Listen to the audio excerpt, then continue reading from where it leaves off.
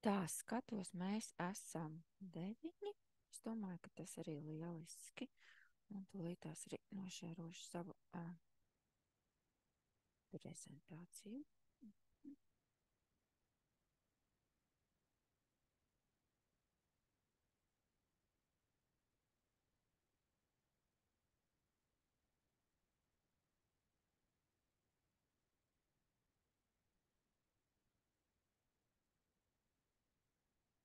Sākās no tās vietas, kā parasti.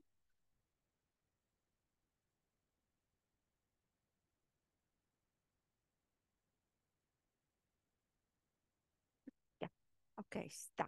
Un tad varam arī šodien sākt. Kā prieks jūs visus redzēt, esam kopā patreiz 9. Domāju, ļoti labs skaitlis bez manis, ja mēs ņemam 8, tā kā bezgalība. Jā, un tad, par ko mēs šodien runāsim? Šodien tad mēs runāsim par tirgus iespējām Ķīnā. Atklāt sakot, vairāk tas būs arī no manas pieredzes, ko es esmu pati izbaudījusi Ķīnā, arī ko es esmu lasījusi, iepazinusi, un tā kā vairāk tas būs praktiski pēc personīgiem novērojumiem, arī varbūt arī kaut kādi arī vairāk izskanēs arī manas personīgais viedoklis. Jā, tā kā, ja ir interese šeit, es esmu izveidojis WhatsApp grupiņas QR kodu, ja kādreiz kam kaut kas ir nepieciešams, tā kā varat rakstīt šajā te grupā, varat arī tagad šo te kodu noskanēt un sev pievienot, vai arī, ja nākotnē ir kādi jautājumi, tā kā var droši man rakstīt personīgi, rakstīt, zvanīt, tā kā būšu tikai priecīga atbildēt uz jūsu jautājumiem. Arī šodien es tā kā vairāk ceru uz interaktīvu komunikāciju savstarpēji, tā kā, ja jums ir kādi jautājumi, droši pārtrauciet mani un uzdodiet jautājumus, jo, lai tas nebūtu monologs no manas puses. Jā, par ko tad mēs šodien runāsim un kas es tāda esmu? Tā, jā, ok. Tad īsumā mans vārds ir Sigita Gailuma, agrāk biju Sigita Trukšāne, tā kā varbūt, ja kaut kur Google varēs atrast vairāk informāciju ar otru uzvārdu. Man ir arī mans ķīniešu vārds, kas ir Ču Sidži, kuru savā laikā man piešķira ķīnieši, jo vienmēr ķīniešiem bija jautājums, vai ir ķīniešu vārds. Kā ja jūs kādreiz plānot kaut ko darīt šajā te tirgu, vai jau esat arī uzsākuši, tad ieteikums ne tikai fiziski pārtulkot ķīniešu valodā, bet viņu... Jūs mani dzirdat? Jā, dzirdu. Tā kā līdz ar to labāk būtu, ja jūs arī šo te savējo uzvārdu tieši ķīniskotu, nevis burtiski pārtulkot, bet kādam ķīnietim palūgtu viņu skaisti izveidot. Jā. Tātad par mani. tad savā laikā izveidoju Ķīnā uzņēmums Čusīģi Creative Design. Kā tas bija, varbūt pavisam nedaudz pastāstīšu, bet tagad, diemžēl, pateicoties pandēmijai, šis te projekts ir bišķi nolikts maliņā. Bet pateicoties šīm aktivitātēm Ķīnā, tad sākām nodarboties ar citām aktivitātēm, tad imports, eksports un palīdzība Baltijas uzņēmumiem Ķīnas tirgu. Un arī esmu LTRK pārstāve Ķīnā. Tā kā tas tāds īss manis raksturojums. Jā, pat esmu dzīvojusi Ķīnā, un tieši vairāk tas ir bijis Nimbo pilsētā. Jā, pirms mēs sākam, tā kā šie būtu jautājumi, ko jūs varētu padomāt, atbildēt. Arī varbūt, ja jūs jau varat ierakstīt čatā, pieņemsim atbildes uz viņiem visiem 4, tad vai jūs esat bijuši Ķīnā? Vai jūs ziniet, cik ir laika joslas Ķīnā? Vai jūs ziniet, kas ir Vīčats, un vai jūs ziniet, kas ir China Great Wall? Tā kā tie ir tādi daži jautājumi, par kuriem mēs arī īstenībā pēdējiem 3 mēs runāsim, bet tā kā tas arī būtu vērtīgi saprast jūsu iepriekšējo pieredzi ar šo te tirgu. Jā, tā kā droši variet ierakstīt savējās atbildes uz šiem te jautājumiem. Tātad, jā, runājot par mani, Ķīnā es nokļuvu 2016.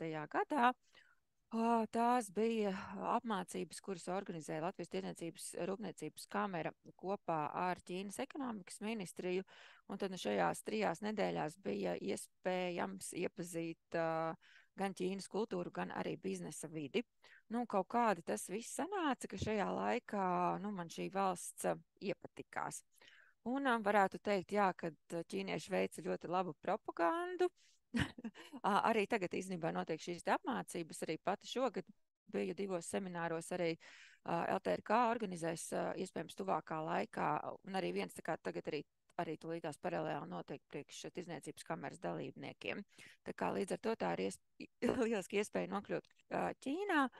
Un, jā, pateicoties šim te braucienam, toreiz es arī tā kā iemīlējos savā veidā Ķīnā un jau 2018. gadā nolēmu izveidot savu uzņēmumu, un tad izveidot CG Creative Design, kur tad mēs arī veidojām somas no otrais pārstrādātajiem materiāliem.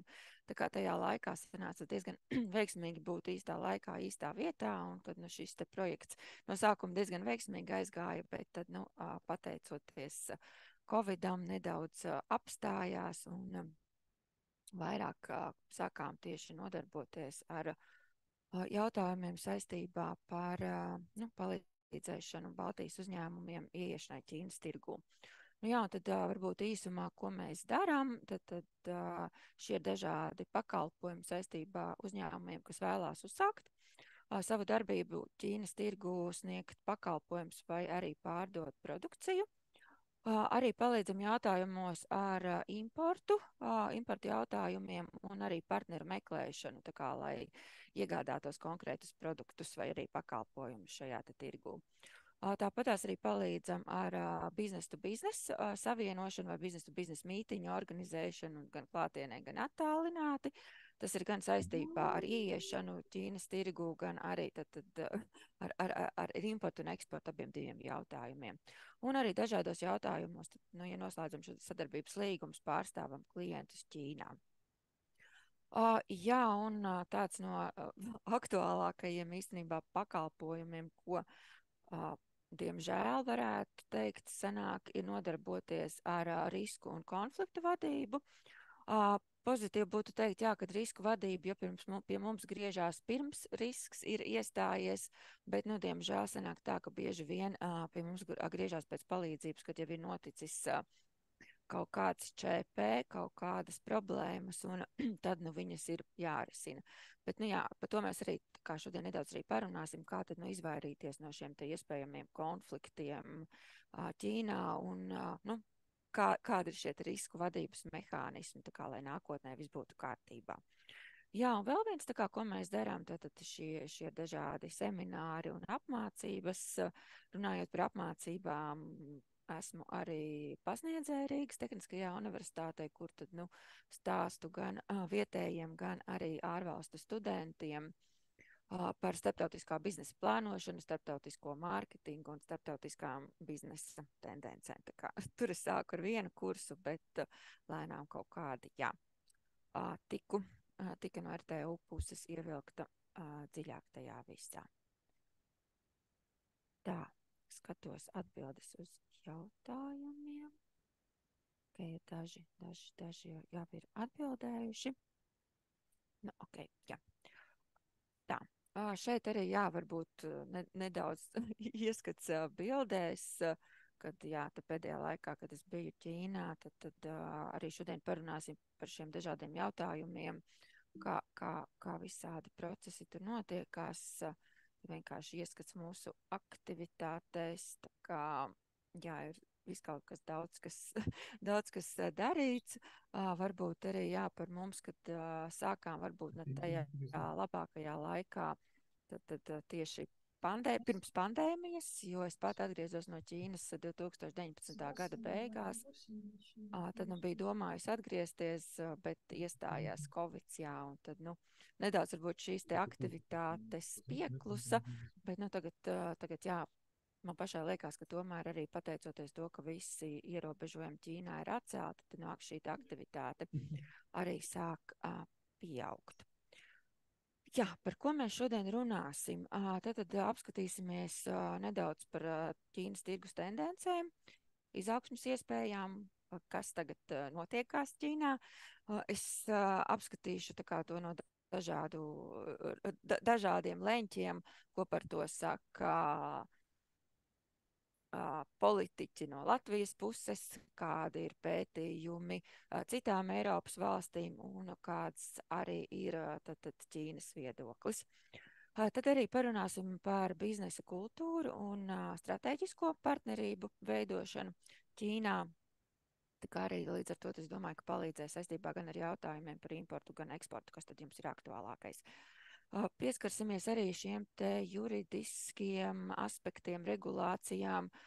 Patiešām ļoti detalizēti es neiešu, jo katrai nozarei ir sava specifika, un arī es no savas puses nevaru būt kompetenta visos, tā kā, ja ir kaut kādi... jūs neredzat slaidus?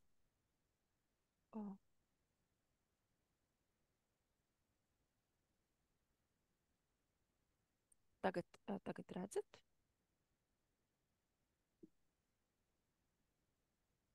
Okay, jā, es atvainojos. Tā ir tām tehnoloģijām. Nu, lūk, jā, tad jā, par šiem te bišķiņ pieskārsimies, un līdz ar to, ja katrai nozarei ir savs, un arī, kad mēs strādājam ar mūsu partneriem gan Latvijā, gan Ķīnā, arī ar mūsu klientiem, tā kā bieži vien ir, ir, kur mēs zinām, kas un kā notiek, bet ir arī citi jautājumi, kur jāsāk pavisam no sākuma iedziļināties, lai šos te jautājumus dziļāk izprastu. Lūk, un arī tad, nedaudz arī parunāšu par praktiskiem piemēriem un dažādu case studies vai gadījumu analīzi Ķīnas tirgū. No jūsu puses bija prieks saņemt jautājumus. Kopā tie bija 9. Tad uzreiz no šiem jautājumiem uz lielāko daļu atbildēšu šīs dienas laikā, stāstot par Ķīnu. Bet uzreiz es atbildēšu, kad saistībā ar 4. jautājumu mēs esam uzsākuši sadarbību ar Hongkongas uzņēmumu Alitao, kuru īstenībā ir dibinājušas lietuvietes. Lūk, un viņas tieši specializējās jautājumos saistībā ar pārtikas produktu eksportu uz Ķīnu, un viņas jau savā laikā ir izveidojušas vairākus lietuviešu uzņēmumu veiksmes stāstus. Tā kā līdz ar to, ja ir kāda interese tieši par pārtikas produktu eksportu, tā kā detalizēti, individuāli par šo jautājumu arī varēsim parunāt, un arī no savas puses arī pastāstīšu par iespējām. Arī bija jautājums par kūdras uzņēmumu. Ir tā, ka mums ir partneris Ķīnā, kurš ir palīdzējis 2 Latvijas kūdras uzņēmumiem reģistrēties Ķīnas muitas sistēmā, un arī jau lēnām šie uzņēmumi sāk savu eksportu uz Ķīnu. Tad jautājums 7. bija, vai varam palīdzēt ar partneriem Ķīnā. Principā, jā, varam, bet ir tā, ka katru gadījumu mēs skatāmies atsevišķi, un ja mēs saprotam, ka mēs nevaram palīdzēt, mēs uzreiz pasakām, ka mēs neķersimies klāt, bet lielākoties 99% gadījumu mēs varam palīdzēt. Tad bija arī jautājums par Ķīnas un Krievijas sadarbības tendencēm. Šeit, diemžēl, kad politisku iemeslu dēļ, tā kā šī sadarbība turpināsies, un arī runājot ar kolēģiem un ekspertiem no Ķīnas, tā kā man minēja, ka arī šī sadarbība varētu pieaugt nākošajos gados, un diezgan daudz Ķīnas uzņēmumi arī veica investīcijas Krievijā. Bet par šiem te nākošajiem jautājumiem, kas tad bija uzdoti, tad centīšos arī atbildēt šodien. Tad, runājot par Ķīnas tendencēm un izaugsmes prognozēm. Šeit esmu ievietojusi Ķīnas tirgu. Tā kā, Ķīna ir ļoti liela valsts.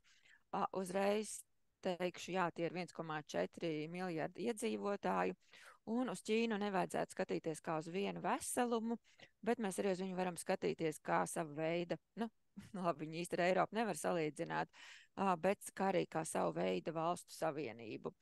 Jā, Ķīna sastāv no provincēm, bet katra province ir savādāka, ar savām kultūras atšķirībām, dažādām etniskajām grupām, dažādām valodām. Es teikšu, jā, valodām, nevis dialektiem, jo pieņemsim to, ko runā vienā Ķīnas pusē, tā kā nevarēs saprast pavisam citā Ķīnas provincē. Runājot arī par Ķīnu kopumā, attīstīta ir vairāk tieši austrumu un austrumu ziemeļu un austrumu dienvidu daļa, bet vidiene, jā, tā kā tur, diemžēl, šīs te aktivitātes nav tik lielas. Arī uzreiz ieteikums, mana kļūda, kad es uzsāku Ķīnā, es no sākuma Ķīnu skatījos kā uz vienu veselumu, neņēmu vērā to, ka tur tiešām ir ļoti daudz šīs te provinces, un tā kā mans ieteikums būtu, varbūt, ja sākt koncentrēties, pieņemsim, veicot eksportu, tad jā, varbūt sākt koncentrēties uz konkrētu vienu reģionu, nevis uz pilnībā uz visu valsti. Šeit arī esmu īsumā uzskaitījusi lielākās pilsētas.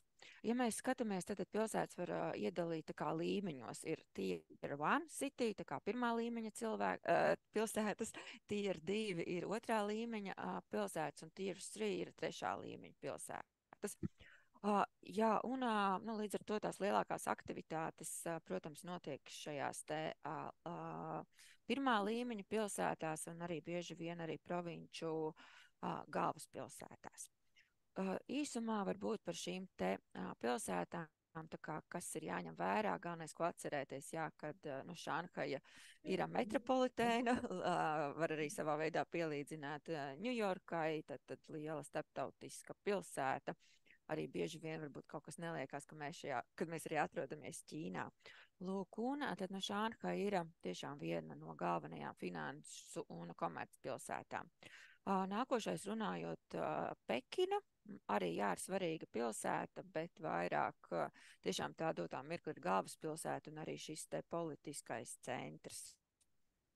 Guangzhou, tad tas ir Ķīnas dienvidos, Ķīnas tad arī šis te ekonomiskais centrs un arī svarīga tirdzniecības un ražošanas vieta.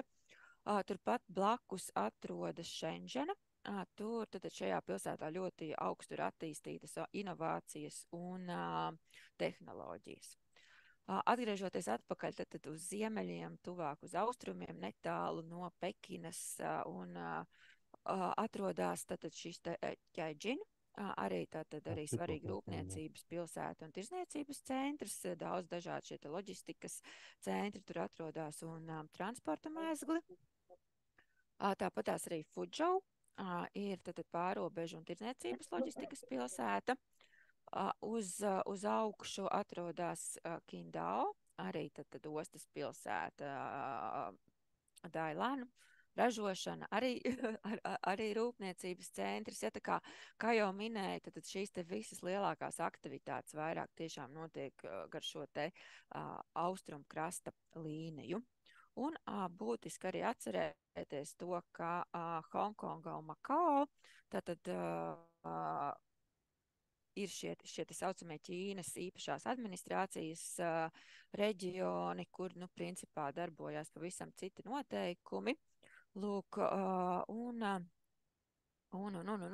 tā kā viņus nevar uzskatīt par Ķīnu tieši, jo, tā kā šī likumdošana pavisam ir savādāka. Jā, un arī Taivāna, bet, šim jautājumam es domāju, ka mēs detalizēti nepieskārsimies, tā kā tā arī ir šī Ķīnas savu veidu, teritorija. Runājot par tirgus tendencēm par pašu Ķīnu, varu teikt to, ka jā, viens ir politiskie jautājumi, politiskās spēlītes, to es pat arī tā varētu nosaukt, kas notiek apkārtnē, kas notiek starp Eiropas Savienību, Ameriku, Ķīnu, Latviju, Baltiju, bet, jā, politika ir politika, protams, tas lielā mērā ietekmē biznesu, bet Bizness ir bizness, jā, un arī neskatoties uz dažādiem šiem te politiskiem noteikumiem un notikumiem, kas notiek, tā kā, ja ir vēlme darīt biznesu Ķīnā, uzsākt eksportu vai arī importu no Ķīnas, viss ir iespējams, jo, jā, bieži vien, protams, šie politiskie jautājumi tā kā ietekmē, bet, nevajadzētu tikai arī uz tiem balstīties. Informācija, ja jums pašiem interesē, iesaku izlasīt Latvijas ārlietu institūta publikācijas par Latvijas un Baltijas valstu nostāju un sadarbību un drošības politiku attiecībā uz Ķīnu, Taivānu. Tā kā tas varētu būt diezgan interesanti arī, kad es pati lasīju, tad tas galvenais tā kā Latvijas šo pētnieku slēdziens bija, kāpēc varbūt no sākuma bija tā kā 90. gados centās veidot attiecības ar Taivānu, tas neizdevās, pēc tam sākā veidot attiecības ar Ķīnu, un arī šī ekonomiskā sadarbība neizdevās, tad no šo pētnieku puses galvenās atziņas bija, ka iemesls ir tālā atrašanās vieta, kultūras atšķirības un šie te varbūt dažādie mērķi un netik labi izpildītas sadarbības politikas vai sadarbības alianses, kas tika dibinātas. No savas puses, jā, es piekrītu, ka viennozīmīgi šīs te dažādas iniciatīvas, kuras inicijēja Ķīna, varbūt netika tik labi izpildītas. Arī domāju, ka no Latvijas institūcijas pusēm, ka tika veidot šī sadarbība, bieži vien tas nebija izpildīts labākajā līmenī, bet runājot par to, jā, kad it kā Ķīna atrodas par tālu un pārāk liels kultūras atšķirības, tam es īsti nepiekrītu. Jā, mēs esam tālu, bet šie jautājumi ir, ko mēs varam pārvarēt, jo dzīvojam 21. gadsimtā, un līdz Ķīnai varam aizlidot, gan arī nogādāt preces ar kuģiem, lidmašīnām, dzelzceļu un tam līdzīgi. Tas tā nav viennozīmīga barjera, un arī par kultūras jautājumiem. Tas ir vienīgākais izglītošanas jautājums abām pusēm, vienai otru saprast. Tas ir mans personīgais viedoklis par šo, kad attālums un kultūras barjeras nav iemesls. To visu var pārvarēt atbilstoši, iepazīstot, saprotot un apgūstot šīs lietas. Arī runājot par pētījumiem, man ļoti patīk tieši Vācijas Ķīnas Chamber of Commerce pētījumi par Ķīnas tirgu. Viņi ir veikuši dažādas aptaujas Vācijas uzņēmumiem, kuri ir atvēruši šīs savas rūpnīcas šajā valstī, vai arī veic eksportu, kādas ir viņu prognozes un domas. Šeit arī principā lielākais satraukums no Vācijas uzņēmuma puses kādu laiku atpakaļ bija saistībā ar visiem šiem te Covid-0 politiku, bet tiešām, jā, dotā mirklī viss ir lieliski, ka šie te ierobežojumi ir atcelti. Līdz ar to, tad šis arī no draudiem vairāk nepastāv, bet jā, arī viņi minēja no Vācijas puses, kad ir ka uzņēmumi, kas pārskata šīs savas iespējas atvērt varbūt ražotnes citos tirgos, pieņemsim, Vjetnamā, Malaizijā vai Indonēzijā, kur darba spēks ir lētāks un kur varbūt arī šīs te politiskā situācija ir stabilāka. Un šīs arī saistības ar Krieviju vai arī ar Ukrainu nevarētu ietekmēt attiecības. Jā. Un vēl viens arī tad par nozarēm, ja jums interesē jūsu nozares, arī dažādi pētījumi, tad ir, pieņemsim, tur es nezinu, par pārtiku, par vīniem, par loģistiku, ja pameklē, var atrast Eiropas Savienības SMI, tad centrā, tad tas sanāk, šeit arī ir mājaslapa, tur var paskatīties šo informāciju, un šis te projekts tiek finansēts no Eiropas Savienības puses. Lūk, šis te bija viedoklis no Eiropas puses. Šeit nedaudz runājot par statistikas datiem, šie ir tieši no Ķīnas vēstniecības puses. Kā mēs redzam par iekšzemes koprodukta pieaugumu, šī gada pirmajā pusē, tad Ķīnā tas ir bijis diezgan strauši, tad tas 5,5%. Tāpatās arī, ja mēs skatāmies par nozarēm, tad arī pēc šiem datiem mēs varam redzēt, kad ir bijusi kopēji, tad bijis šis te izaugsme, tad nozares, kur īpaši arī es arī tagad strādājot ar Ķīnu, kuras jūtu, kur viņi patiešām mūs ir apsteiguši un mums ir daudz ko mācīties, tad ir šie te elektriskie transporta līdzekļi, litija baterijas, saules baterijas, vēja paneļi, tā kā visa šī te zaļā enerģija, arī ūdeņraža enerģija, tā kā ir daudz mums ko mācīties. Lūk, un arī ir palielinājies tieši šo te elektrisko transporta līdzekļu eksports uz citām pasaules valstīm. Protams, arī vērts minēt, ka ķīnieši ir iegādājušies daudzus lielos automobīļu ražotājus Eiropā un citās pasaules valstīs. Un kā arī redzams pēc šīm tendencēm, tad arī privāto uzņēmumu imports un eksports ir palielinājies. Tā kā, ja mēs skatāmies pēc šīm aktivitātēm, ko es saņēmu no Ķīnas vēstniecības puses, arī pati kaut kur paskatījos, redzams, kad ir izaugsme. Protams, nākošais jautājums arī ir uz šiem visiem skaitļiem var skatīties diezgan ar arī savu veidu kritisku aci, cik viņi ir patiesi. Tā kā tas arī ir vēl viens cits jautājums.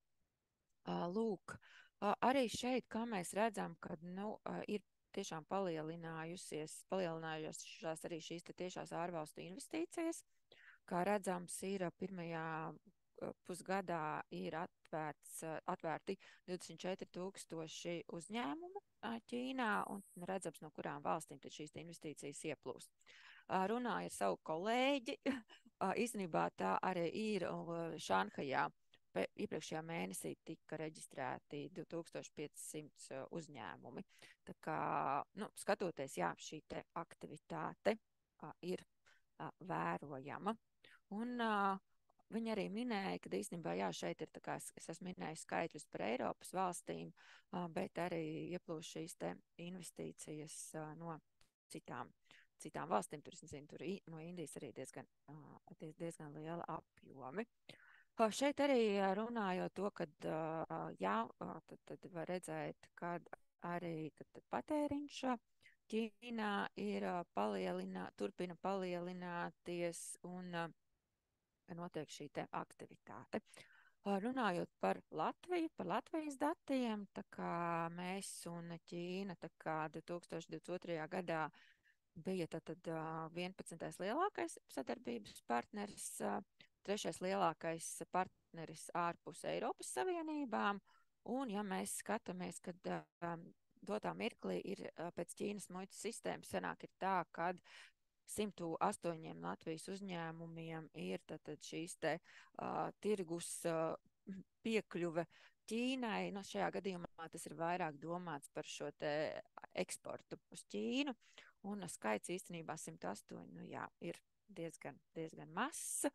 Arī runājot ar vairākiem Latvijas uzņēmumiem, skaidrs, ka Covid ietekme un visa šī te blokāde, kas bija, arī ir apturējusi daudziem Latvijas uzņēmumiem šo te eksportu uz Ķīnu.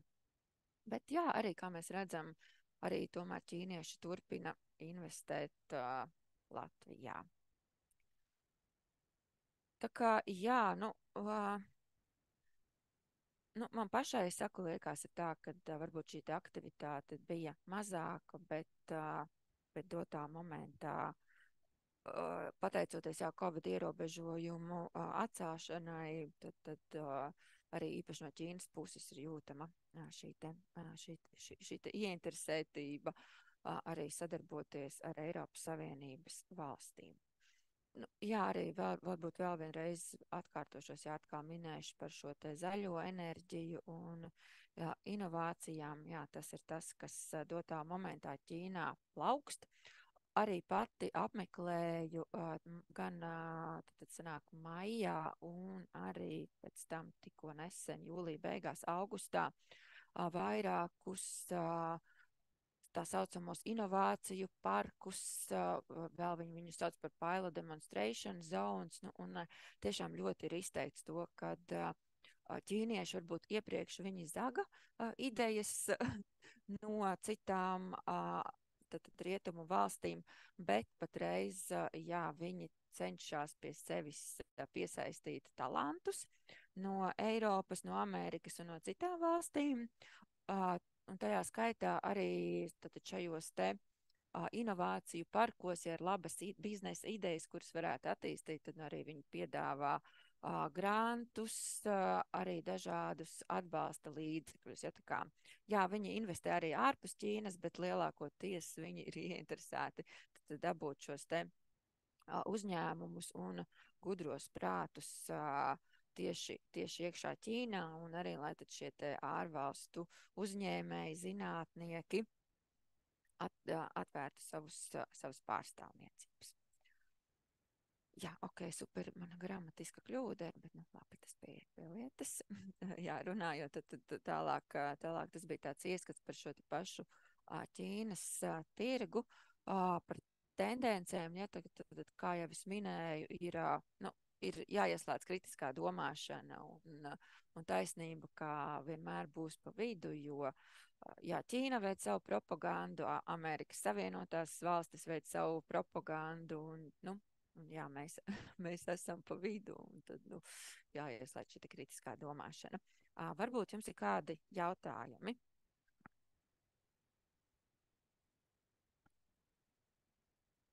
Okay, labi. Ja jautājumu nav, tad runāsim par sadarbību ar Ķīnu. Domājot par šo te Ķīnas tirgu, tā kā man radās tāds tā kā salikums Ķīnas tirgus 4P. Pa lielam es domāju, ka to arī var arī attiecināt uz citām pasaules valstīm. Lūk, un šie te 4P, kurus es tad saliku no savas puses kopā, ir pieņemšana, paziņu loks, pārbaude un pacietība. Tad, jā, pirmais ir pieņemšana. Pieņemšana, jā, kā jau arī pašā sākumā es minēju, kad, dažādi pētnieki no Latvijas puses atzina, ka varbūt viens no šīm te neveiksmēm sadarbībā ar Ķīnu ir kultūras atšķirības. Jā, tad kā jau es minēju, tad es piekrītu, ka tas varētu būt iemesls, kas traucē, taču, ja mēs iepazīsim šīs te atšķirības, viņas sapratīsim un pieņemsim, tad es domāju, šī te izdošanās būs daudzreiz lielāka. Un man ļoti patika, kā minēja tātad šis te zinātnieks no Nīderlandes, Gerts Hošfelde. Viņš teica to, ka kultūra ir lielākoties konfliktu, nevis sadarbības sinerģijas avots, un šīs te kultūras atšķirības labākajā gadījumā ir graujošas, bet bieži vien ir katastrofāls. Ja? Es piekrītu, arī pati esmu pazaudējusi vairākus biznesa darījumus, diemžēl, neņemot vērā šīs te kultūras atšķirības. Un šodien varbūt nedaudz parunāsim tieši par šīm te ķīniešu iezīmēm.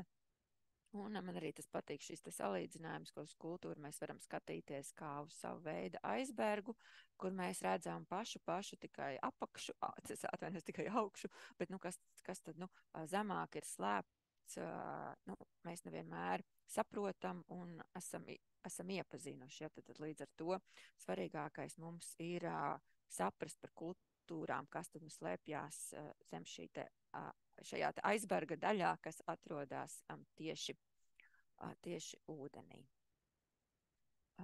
Lūk, jā. Tātad, jā.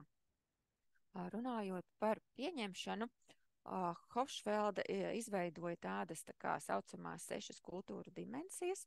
Īstenībā no savas puses varu ieteikt, var iegooglēt viņa vārdu, un varēs atrast atrast arī mājaslapu, kur tad, nu, maksimums var ievadīt 4 valstis, un tad, nu, salīdzināt, kā šīs te kultūras dimensijas atšķirās. Bet, jā, no savas puses, tad, nu, runājot par Ķīnu un ķīniešiem, par šīm te 6 dimensijām, tad, nu, pirmais, ko būtiski uzsvērt, ir varas indeks, ja, tad Ķīnā ļoti izteikta ir hierarhija, ir tad šie te augstāk stāvošie cilvēki, kuri pieņem lēmumu, un līdz ar to svarīgi veidojot šīs te attiecības, tad, nu, ir tikt līdz šiem te lēmumu pieņēmējiem.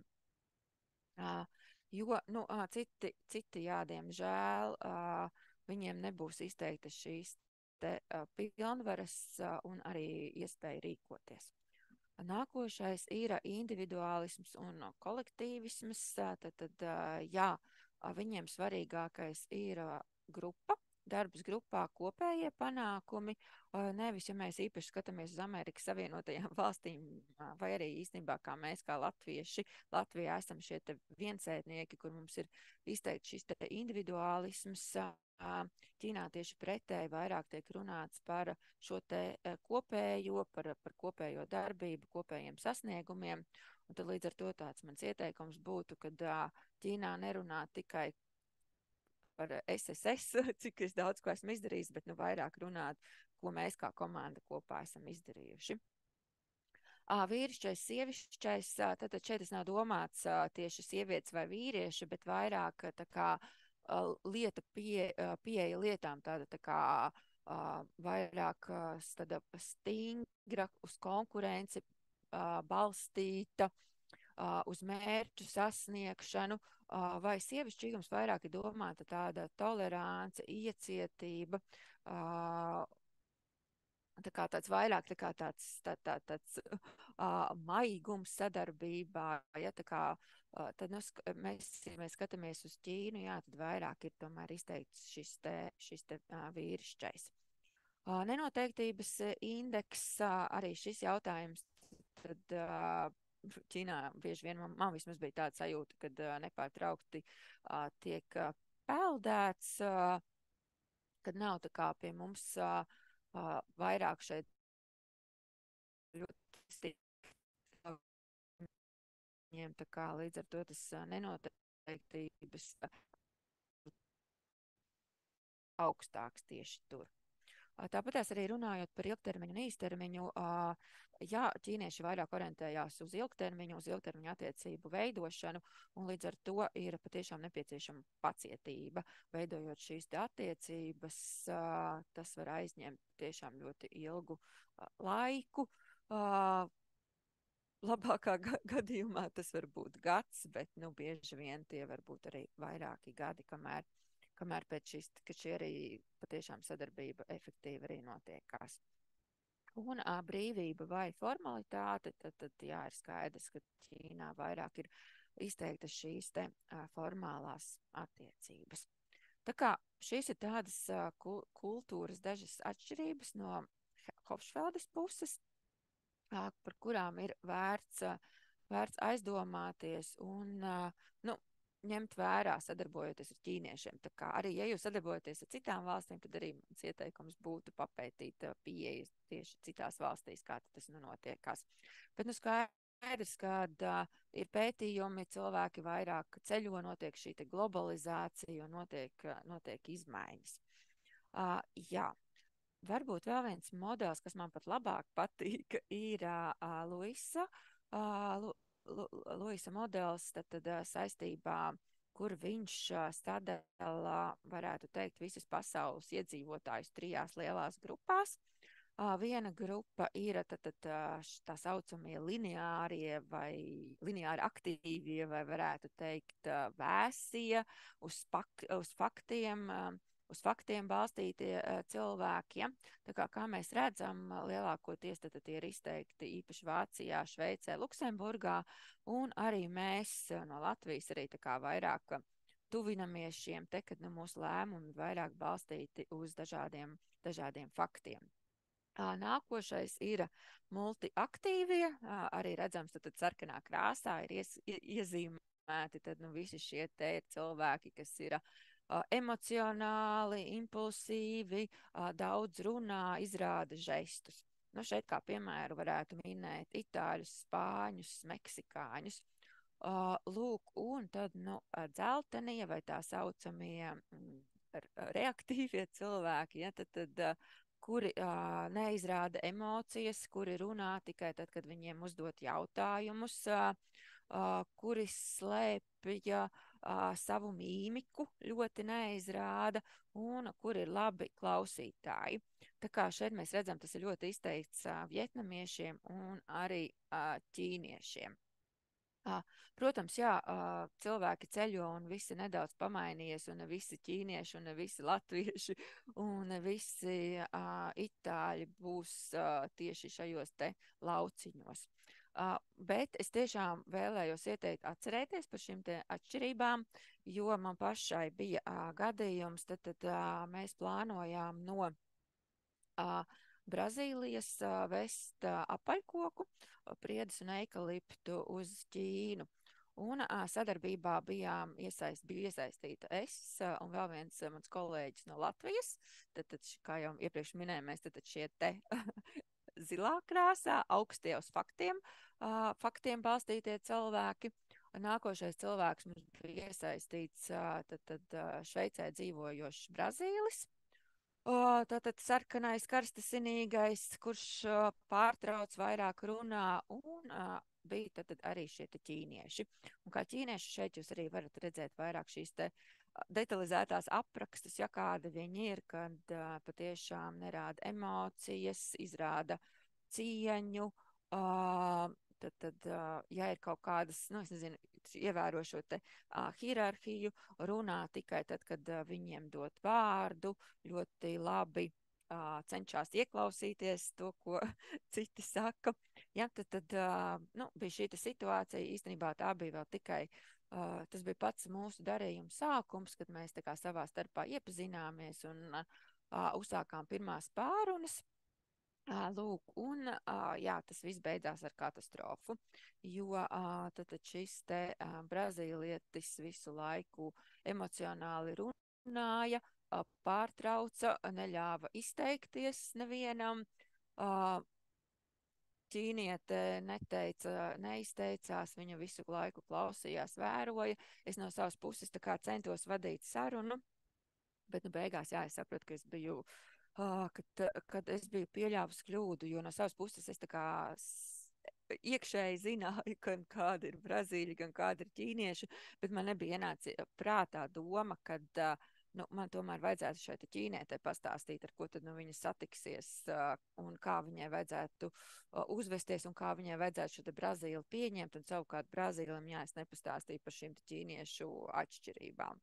Nu jā, un kā tas viss beidzās? Viss beidzās ar to, kad Brazīlim likās, ka baigi forši notikusi visa saruna pēc Zoom tikšanās. Viņš man zvanīja un teica, ka varbūt viņš bija nedaudz emocionāls, bet nu viss ir labi, tad nu, turpināsim sadarbību, un viņš redz lielu potenciālu. Bet nu savukārt, jā, šī te ķīniete man pateica, ka viņai šis te Brazīlis liekas neusticams, un viņa nekādā gadījumā nevēlās turpināt šīs te attiecības. Tā kā tā, no savas puses centos izskaidrot, bet jā, neizdevās. Tā kā, nu, līdz ar to šīs te kulturālās atšķirības, diemžēl, bet bieži vien var būt par šo te aspektu, kas izjauc darījumus. Jā, nu, jā, šī te kultūra un arī pieņemšana, patiešām tas ir būtiski mums pieņemt šos te citu kultūru pārstāvis, arī šajā gadījumā ķīniešus, jo viennozīmīgi es pati nespētu ne ar viņiem sadarboties, ne arī būtu spējīgi dzīvot Ķīnā, ja es nebūtu atvērta šai te viņu kultūrai, ja es arī nepārtraukti necenstos iepazīt, izprast, un arī svarīgākais, protams, ir mācīties no savām kļūdām, analizēt, ko es esmu nepareizi izdarījusi. Tā kā šī pieņemšana ir ļoti svarīga, jo viennozīmīgi, ja jūs nevarat pieņemt šo te tautību, šo te cilvēku, šo te valsti, tad, nu, mans ieteikums būtu arī nemaz tur neiet iekšā un necensties veikt kaut kādas aktivitātes. Jā. Varbūt vēl arī tieši runājot par Ķīnu, kas ir būtiski, tad ķīniešiem ir tā saucamā seja vai mianzi, un viņiem ļoti svarīgs tātad šis te gods, reputācija, cieņa un status. Un tad, nu, jebkuros, tad, ja ir kaut kādas biznesa tikšanās, viennozīmīgi nedrīkst klātienē pateikt citu cilvēku sabiedrībā, nokritizēt vai izteikt kaut kādu aizrādījumu ķīnietim. Bet, ja jūs vēlaties sniegt atgriezenisko saiti, tad labāk to darīt viens pret viens. Jo, nu, publiski patiešām nedrīkst, jo, kā jau mēs runājam par šīm atšķirībām, kad viņi vairāk klausās, bet viņi nerunā, un mēs ar kaut kādiem izteikumiem varam viņus aizvainot, un viņi var zaudēt šo savu seju citu savu kolēģu priekšā. Tā kā līdz ar to ir patiešām svarīgi atcerēties par šo seju, kuru tad ķīnieši nedrīkst zaudēt, un tad, nu, arī mums ir jāizrāda cieņa pret viņiem. Vēl viens arī, ko bieži vien jautājums, kas man ir uzdots par to, kad ka ķīnieši nekad bieži vien nepasaka skaidri nē, vai arī cenšas no viņiem tā kā izspiest, lai šis ķīnietis pasaka, kad viņu šī sadarbība, pieņemsim, neinteresē. Jā, ir tā, ka viņi to nekad neteiks atklāti šo te nē, jo tas arī nāk vēsturiski no daoisma, konfucisma. Viņi viņiem, tā kā tas nav pieņemami, jo arī ar šo nē viņi tā kā arī nevēlās aizvainot varbūt citu cilvēku. Bet kā tad, var noteikt, ka ķīnietis ir domājis nē? Tas var izskatīties tā, ka viņš tā kā izskatās apmulsis, vai sāk runāt neskaidru valodu, kaut ko pa apli vai nomainīt tēmu. Tāpat tās var atrast kaut kādu iemeslu. Šeit arī, kas ir Ķīnā interesanti, ir to, kad, ja pieņemsim jūs piezvaniet vai uzrakstiet šajā te WeChat viņa aplikācijā, ko mēs arī apskatīsimies, kas tāda ir, ja kāds nezina. Ja ķīnieši ir ieinteresēti sadarboties, īstenībā viņi uzreiz nekavējoties atbildēs, un arī viņi gribēs ar jums tikties nākošajā dienā vai uzreiz pēc dažām dienām, nozīmēs konkrētu laiku. Bet skaidrs ir tas, ja viņi nebūs ieinteresēti, tad viņi atradīs šo iemeslu, pārcels arī tikšanos varbūt uz vēlāku laiku. Tāpat tās arī ķīniešiem ir izteikti šie te baltie meli, kad jums tā kā liekas, ka, ko viņi man tur sprauž batonu ausīs, bet tādā veidā viņi pasaka nē. Un līdz ar to mūsu gadījumā, jā, ka mēs redzam, kad ir šie te baltie meli, tā kā, vēlams būtu, neteikt viņam uzreiz acīs, ka, jā, es tur saprotu, ka tu tur man tur stāsti pasaciņas un tam līdzīgi, tā kā,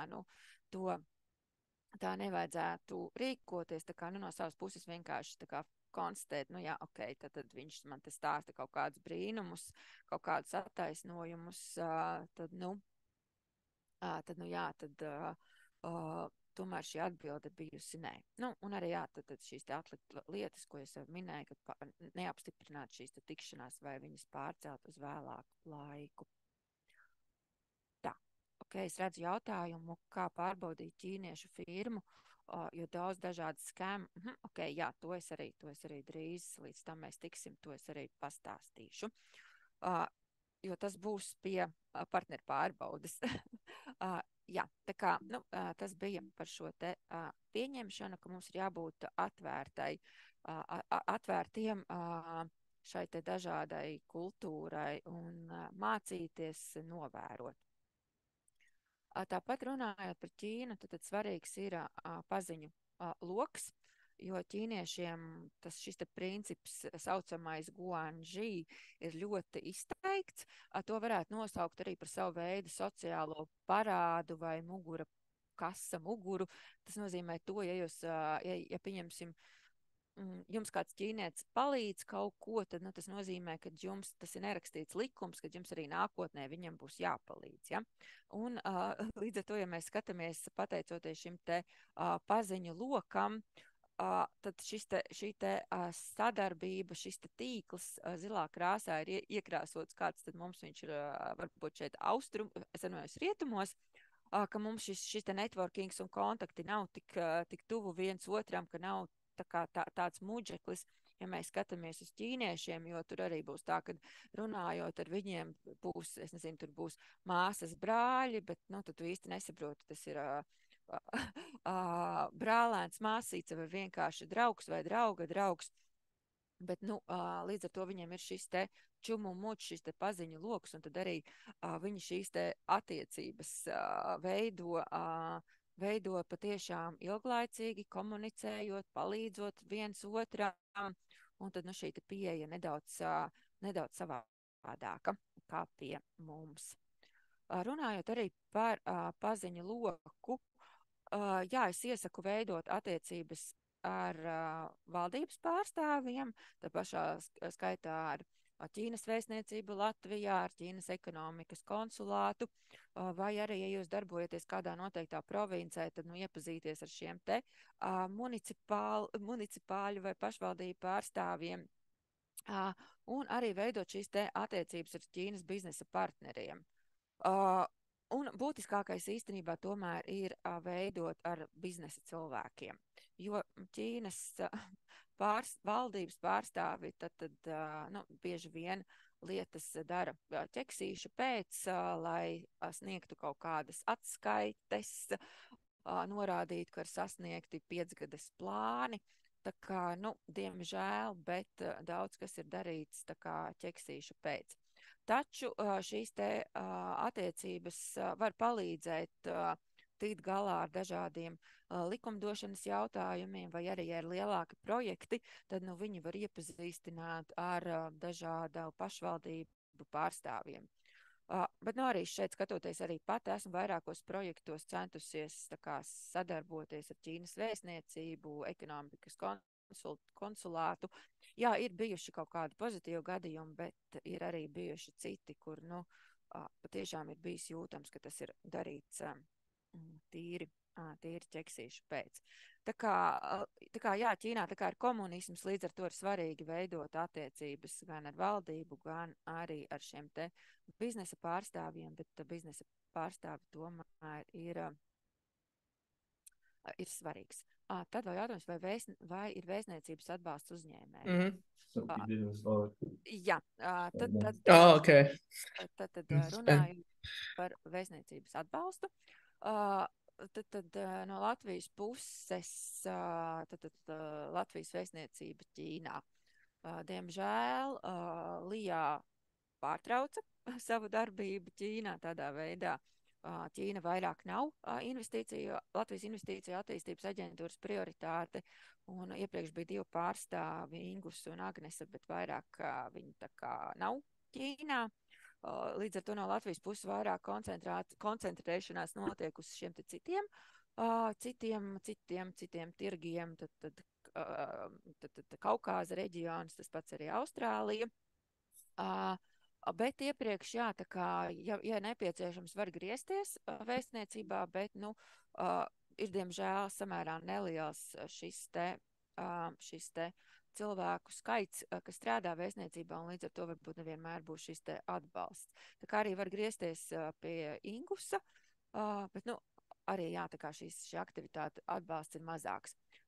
Ķīnas vēstniecībā ir šis te darba ielā atrodās ekonomikas konsulāts. Ja ir kaut kādi jautājumi, arī var griezties pie viņiem, rakstīt oficiālas vēstules, vai arī šajā te vīčatā var komunicēt. Tā kā, ja ir nepieciešams, es varu padalīties ar viņu, ar šiem te jautājumiem un šiem te cilvēkiem, ar ko runāt. Tad es vēl skatos jautājums, vai ir kādas biznesa asociācijas. Nu, biznesa asociācijas Latvijā lielākā ir Tirzniecības rūpniecības kamera, kuras tad pārstāvis arī esmu Ķīnā, tā kā, jā, ar LTRK var sadarboties, arī skatoties uz Ķīnu, un arī iepriekš, kur es minēju, rādīju šo te SMI centru Like Ķīnā, tā kā arī viņi It's just live.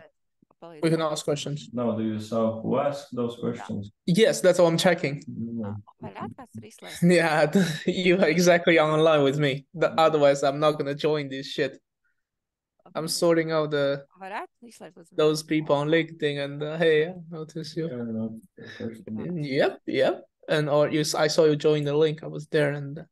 Kā es varētu izslēgt? Kāds mums tur izteicās? Jā, par šīm te asociācijām, tā kā, jā, kā es minēju, Tirdzniecības rūpniecības kamera Latvijā, Ķīnā īsti nav, tā kā, nu, arī mēs no savas puses, ja ir kaut kādi jautājumi, mēs Baltic China Connected arī. Ko? No, like, also you can listen to it. No, they are saying like. Tā, es atceros, varētu izslēgt mikrofonu. They want to assure you. Yeah. Where we should go. Guys, you are online. Be careful with your language, please. Tā, es vienkārši nevaru kaut kādu man datorā. Es varētu izslēgt, ok, jā, paldies. Tā. Ok, par šo te, par paziņu loku. Ķīna ir viens liels teātris, ļoti liels teātris. Un, jā, šeit ne viss vienmēr ir tā kā izskatās, jo ir tā, kad, pieņemsim, bieži vien no Ķīnas puses tiek organizēts business to business tikšanās. Un var gadīties situācija, kad jūs īstenībā tiekaties nevis ar reāliem cilvēkiem, bet kas vienkārši tiek no Ķīnas puses tiek noalgoti, lai radītu šo te masas sajūtu. Arī tā, kad pati esmu piedalījusies vairākās izstādēs, kā izstādes dalībnieks, un esmu aizbraukusi uz stendu, kurā mēs bijām 10 ārvalstu pārstāvi no dažādām valstīm, bet beigās īstenībā vienīgais reālais izstādes dalībnieks šajā stendā biju es. Pārējie, diemžēl, bija aktieri no dažādām pasaules valstīm, kuri radīja vienkārši šo te starptautiskās izstādes noskaņu. Kāpēc šie cilvēki to dara? Viņi dzīvo Ķīnā, šie ārzemnieki un ķīnieši viņiem maksā naudiņu par to, kad viņi tēlo, viņi aizpilda telpas, un arī tas manēja atziņa bija tāda, jo tu esi vecāks, jo tu saņem vairāk. Arī viens stāsts reāli no viena meitene, viņai ķīniešu uzņēmums palūdza, lai viņa pasēdētu viņu stendā. Viņa tā kā studenta, viņa domājas, ka viņa tenī stendā atrodas, lai tur palīdzētu ar kaut kādu tur pārdošanu vai kā ārzemniece pareklamētu preci. Bet nekas ne, vienkārši ķīnieši vēlējās, lai viņu visu dienu šajā stendā sēdētu. Bet, sanāca situācija, ka stendā ienāca viens potenciālais klients, kurš runāja angļu valodā un uzdeva pāris jautājumus viņai. Un viņš uz viņu skatās un saka, wow, jūs esat tik jauna un jūs jau esat investējuši šajā Ķīnas uzņēmumā. Apsveikums par jūsu sasniegumiem. Ja? Tā kā līdz ar to šajā situācijā ķīnieši bija viņu pieaicinājuši, lai radītu ilūziju, ka tas ir starptautisks uzņēmums. Un tas pats arī, ka notiek dažādi šie te pasākumi, vienkārši arī mani bija šī te situācijas, jā, ka ir B2B tikšanās, un tagad liekas, ka jā, viss notiksies, bet pēc šīm te tikšanām vienkārši šie te potenciālie sadarbības partneri pazūd. Ja? Tā kā, diemžēl, tas tā izteikts ir, vēl viens tāds arī radītais, nezinu, tāds nosaukums, ka bieži vien arī ķīnieši var jūs izmantot par tā saucamajiem white monkeys vai, īpaši, ja baltā rase, tad par baltajiem mērkaķīšiem, kurus tad vadāt, rādīt un izrādīt citiem, kā viss notiekās, bet apakšā īsti tur nekāds biznes nepastāv. Bet teikšu viennozīmīgi, jā, kad arī šeit tad ir labi varbūt būt par šo te white monkey, par mērkaķīti, kuru tā kā izsiksniņas vadā un rāda citiem. Tas arī var noderēt, jā, jo kad es attīstīju savējo šo te Ķīnas biznesu, tad jā, ķīnieši izmantoja mani, un arī es izmantoju viņus, bet, svarīgi, ir šo te apzināties un kritisku aci apskatīties uz šiem jautājumiem. Runājot par šo te paziņu loku, arī svarīgi atcerēties sarunu tēmas, tā kā nerunāt par politiskiem jautājumiem, nepieminēt brīvo Taivānu, nerunāt par etnisko minoritāšu apspiešanu, ne jau tā Ķīnā, kur var iegādāties narkotikas. Labi, tas ir kā joks, bet par to var tikt cietumā. Vienkārši nesen biju Ķīnā, un tad, daži te kolēģi vienkārši gribēja pajokot ar ķīniešiem, par to uzdodot jautājumus, kur tad tu varētu iegādāties narkotikas, un tad, beigās tas vienkārši no savas puses centos to pārvērst jokā, jo draks ir tas pats, kas medicīna, ja. Bet, var gadīties arī, ka šie te jociņi citreiz, ka viņi var nesaprast, un tad, tomēr labāk nerunāt par politiskiem jautājumiem, tā kā mums visiem varbūt šis savs viedoklis, bet varbūt šeit tad labi viņi paturēt pie sevis. Arī vēl varbūt par Ķīnu, tad ir svarīgi veidot šīs te attiecības. Ļoti svarīgi Ķīnā ir saucamās biznesa vakariņas. Šeit arī ir daži piemēri. Ieteiktu arī apgūt, kā uzvesties. Šeit var redzēt, pirmā bildītē ir tā kā durvis un sieviete stāv. Ķīnā ir pieņemts tā, ka pretīm durvīm vienmēr sēdēs tātad šis te hosts vai tas, kas ir uzaicinājis. Viņam pie kreisās rokas šeit sēdēs nākošais svarīgākais cilvēks, kurš ir uzaicināts piedalīties šajās pusdienās. Tā kā, līdz ar to arī parasti, kad notiek vakariņas, tad ir jāpagaida, kur jums arī bieži vien var arī būt situācija, ka jums parādīs, kur apsēsties, vai arī pateiks brīvi sēžaties, kur gribat. Vēl arī par šiem ēdieniem vienmēr Ķīnā viņi būs ļoti daudz un labāk uzreiz neapēst visu.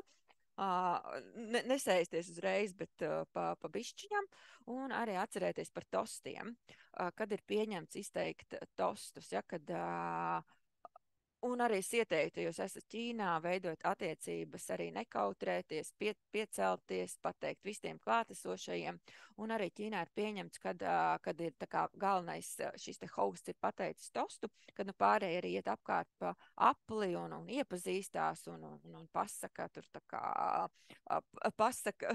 iepazīstinās, apmainās ar vizītkartēm. Ja, tā kā tas ir arī tās ļoti būtiski sastāvdaļa, un līdz ar to, ja esat šādās vakariņās, ieteiktu to izmantot. Un vēl viena lieta ir arī par šo te dzeršanu, kā viņa vīnu nedzer, kā mēs Eiropā nebauda, bet tā kā viņi iztukšo uzreiz šīs te glāzes, kas saucās gambei. Tā kā to arī ņemat vērā, un arī skandinot glāzes. Ķīnieši vienmēr ir šīs ir divas glāzes, viņi centīsies skandināt vienmēr zemāk, ja? Tā kā tas arī tas savā veidā parādīs šo te cieņu. Līdz ar to arī jūs skandināt šīs te glāzes, tad cenšaties savu glāzi tā kā nolikt uz leju. Var arī būt situācijas, kad tad gan izvēnotiek kautiņš, kurš tad šo te glāzi novietos zemāk. Tā kā, līdz ar to ir, kā visas šīs attiecības Ķīnā notiek ilgtermiņā, tad patiešām ir svarīgi veidot šīs te attiecības, un arī runājot par šo te paziņu loku, ir svarīgi viņu veidot, uzturēt šīs te attiecības, un tas viennozīmīgi varbūt, ja ne šodien, tad varbūt pēc pāris gadiem tas noderēs. Tā kā tās bija pirmās 3 tēmas, ko izskatījām, un 4. ir par šo te pārbaudi, kur arī bija jautājums. Par pārbaudi. To var veikt, un to es arī viennozīmīgi iesaku darīt. Šeit ir no sākuma vienkārši princis baltā zirgā, ka varbūt liekas, ka tas sadarbības partneris ir ideāls, perfekts, bet sākot meklēt informāciju, var atrast visādu interesantus datus. Un, pirmais varbūt, kur tad meklēt šos partnerus. Šeit es vēlējos pievērst uzmanību īpaši importam, tad var meklēt Alibaba, AliExpressā, Made in China. Mājaslapā taču esat uzmanīgi, jo nav teikts, ka tas būs tiešais ražotājs. Ir ļoti liela iespēja, ka šis te uzņēmums ir kāds kārtējais pārpircējs, kurš tad, ir iegādājies šo te preci un pats nemaz viņu neražo.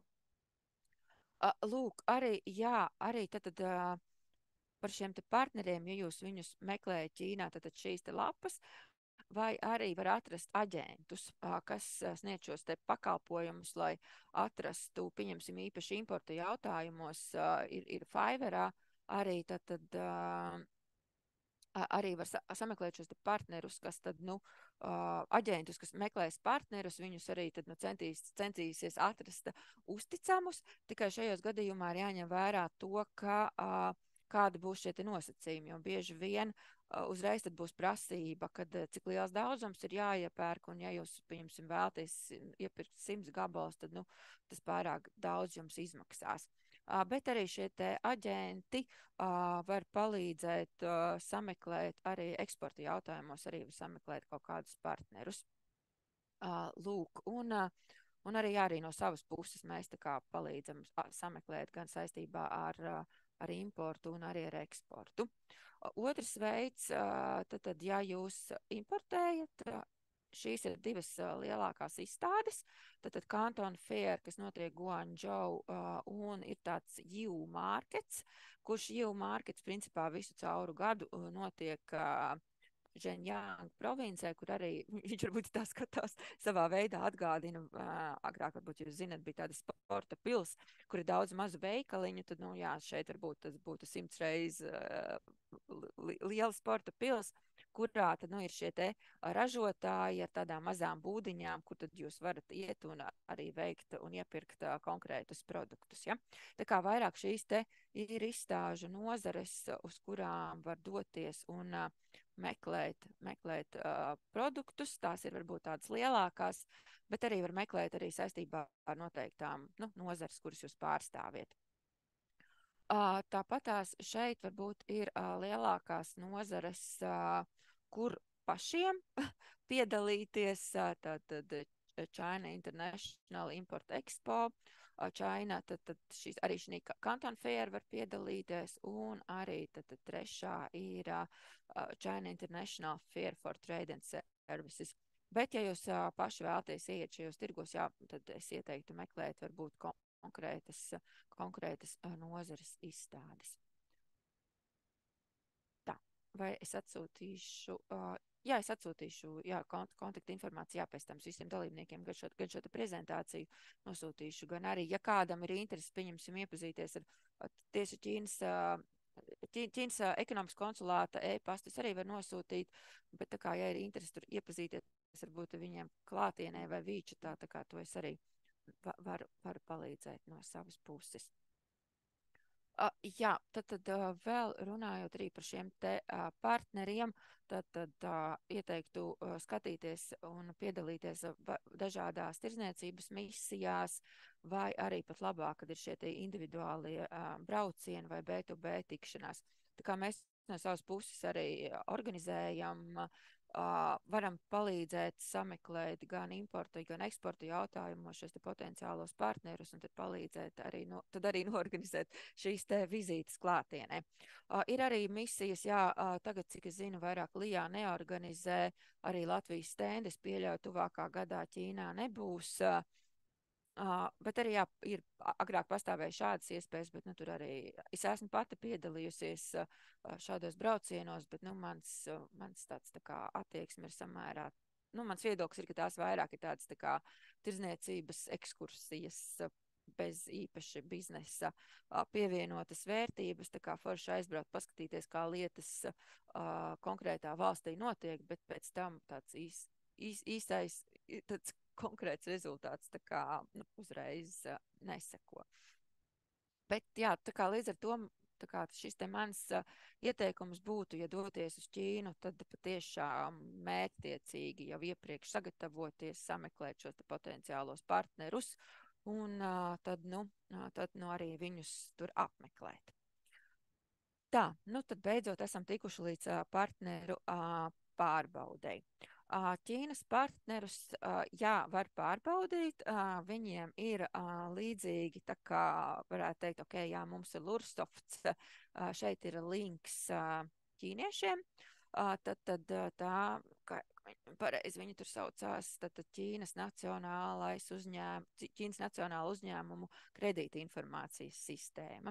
Tā kā šeit, ja jā, viņa ir ķīniešu valodā, ieteikums varat Google Chromā var uzlikt automātisko tulkošanu, tā kā varat izmantot to, kas jums būs nepieciešams, tad kur ir search lodziņš, atverot šo te mājaslapu parādīsies search lodziņš, tur jums ir jāievada tātad šī ražotāja, pieņemsim, vai arī, ja viņš ir jūsu, kaut vai viņš vēlās no jums pirkt, vai jūs no viņa, tad no viņa reģistrācijas numurs vai arī šis te nosaukums ķīniešu valodā, angļu valodā neko nemeklēs.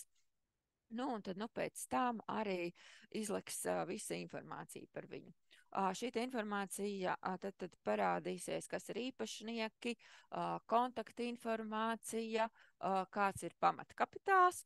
Par pamatkapitālu vēlējos pieminēt būtisku lietu.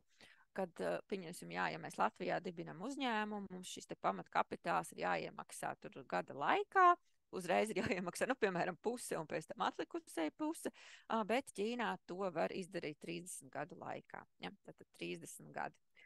Līdz ar to šīs te summas ķīnieši norāda sākot minimums 500,000 juaņas un uz augšu, taču šajā gadījumā būtiski apskatīties ir, vai šis te kapitāls ir iemaksāts, vai viņš ir tikai norādīts, ka viņi plāno viņu iemaksāt. Ja? Tad, līdz ar to tas parādīs, cik nopietni šis te uzņēmums ir. Tāpatās arī svarīgi šajā datu bāzē var apskatīties, vai reģistrēti kādi patenti šim te uzņēmumam. Tāpatās arī, protams, reģistrācijas vietu var redzēt, un arī vai nav bijuši kaut kādi lausjots kaut kādas tiesvedības. Ja? Tā kā vai viņus kāds nav iesūdzējis, vai varbūt tieši pretēji varbūt situācijas, ka viņi ir iesūdzējuši kaut kādus sadarbības partnerus. Tā kā līdz ar to šajās datu bāzēs tas ir pozitīvi, ka šo te informāciju var iegūt. Vēl ir arī tad papildus informāciju šiem partneriem vēl divas aplikācijas. Šeit viņas ir uzrakstītas, bet tur es teikšu, tur būs nedaudz grūtāk, jo tās ir aplikācijas un tur arī viss ir ķīniešu valodā. Bet arī pastāv iespēja šajās te aplikācijās pārbaudīt šos te partnerus. Runājot arī, kas ir interesanti Ķīnā, mums samaksājot naudu, pieņemsim, Lursoftā, mēs varam iegūt uzņēmuma bilanci, rādītājs un tam līdzīgi, bet Ķīnā tas nav obligāti. Nevis, pareizāk sakot, Ķīnā to nemaz nevar iegūt. Tā ir uzņēmuma brīvā griba, vai viņš šajās datu bāzēs publicē šo informāciju vai nepublicē. Jo no likumā tas netiek prasīts un līdz ar to viņi uzskata to par konfidenciālu informāciju. Tā kā līdz ar to jūs paši, ja viņi nebūs vēlējušies publiskot šo informāciju, jūs viņu neatradīsiet. Tāpatās arī, ja vēlams šo te informāciju pārbaudīt ķīniešu uzņēmumu mājaslapās, bet šeit vēlos piebilst, ka ķīnieši principā neizmanto, tā kā mēs tur, es nezinu, tur www.abols.lv savām vajadzībām, viņi izmanto dažādas šīs aplikācijas, WeChat momentos vai citos viņu sociālajos tīklos.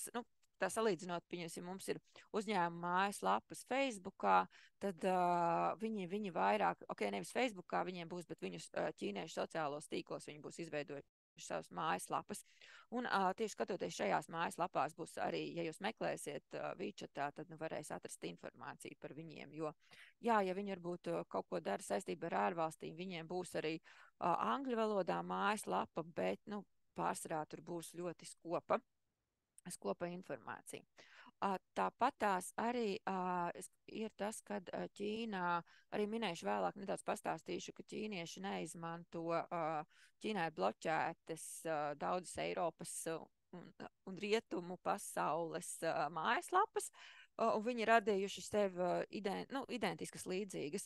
Lūk, un viņi kā meklētāju programmu izmanto Baidu. Lūk, un līdz ar to arī šajā Baidu, ja jums ir zināms šis te ķīniešu nosaukums, jūs arī varat pameklēt informāciju par viņiem. Arī pieņemsim arī, kad pieņemsim, kā man ir šis te mans ķīniešu vārds, tad ievadot šo te man ķīniešu vārdu diezgan daudz informāciju izleks. Jā, varbūt latīniski rakstīta informācija pat mazāk. Lūk, un jā, tad līdz ar to meklēt tad šīs te kaut kādas atsauksmes, rekomendācijas šajos te sociālajos tīklos, sociālajās aplikācijās par šiem te uzņēmumiem.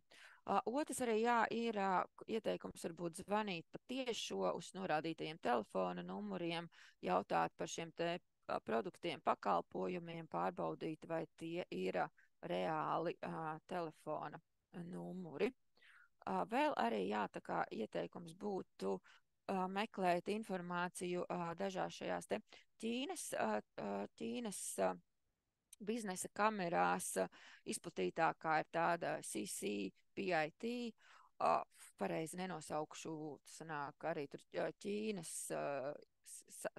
International Trade, nu tas saīsinājums angliski, bet pieņemsim arī griežoties pie viņiem šajās te kamerās vai arī kaut kādās citās organizācijās var iegūt informāciju. Nu, un arī, jā, viens no veidiem, protams, ir apmeklēt, pieņemsim, pašiem šīs te biroja telpas, rūpnīcu apmeklējumus, veikt kvalitātes kontroli.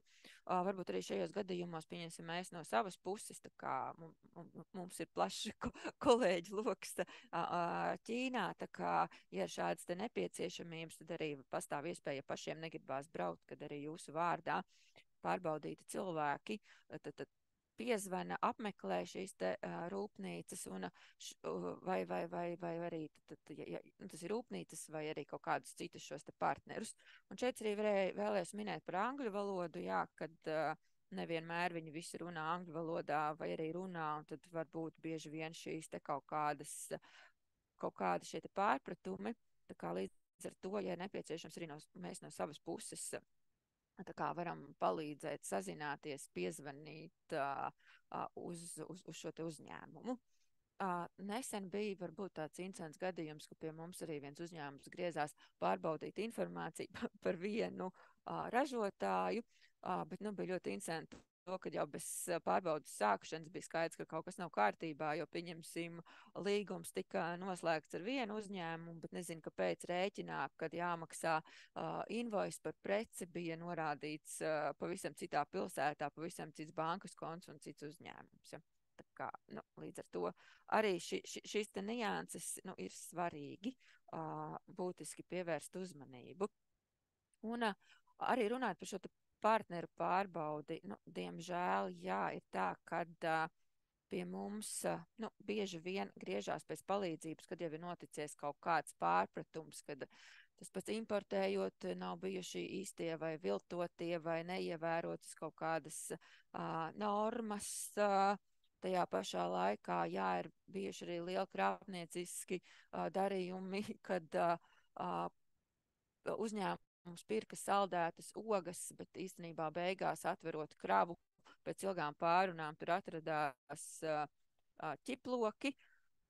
Un šis te uzņēmums neveica pārbaudu un izrādījās, ka tas Ķīnas uzņēmums bija reģistrēts reāli Shell tukšs uzņēmums, Ķīnas purvciem dzīvoklītī, principā tukšs uzņēmums, un šeit sanāk šis Latvijas uzņēmums neieslēdz kritisko domāšanu, jo, pieņemsim, ja tā prece tika reāli tirgus cena viņai bija, pieņemsim, 200,000, bet šis Ķīnas uzņēmums viņiem piedāvāja pa 50,000. Un tad mūsu bāliņi, diemžēl gribētos tā viņus nosaukt, viņi uzķērās, neieslēdzot kritisko domāšanu, jā, kad tev piedāvā pa zemāku cenu, viņi uzreiz parakstīja un samaksāja šo te pussummas, un tad tur bija tā kā diezgan veiksmīgi, pēdiņās veiksmīgi izstrādāta schēma, gan iesaistot Ķīnas loģistikas uzņēmumu, gan arī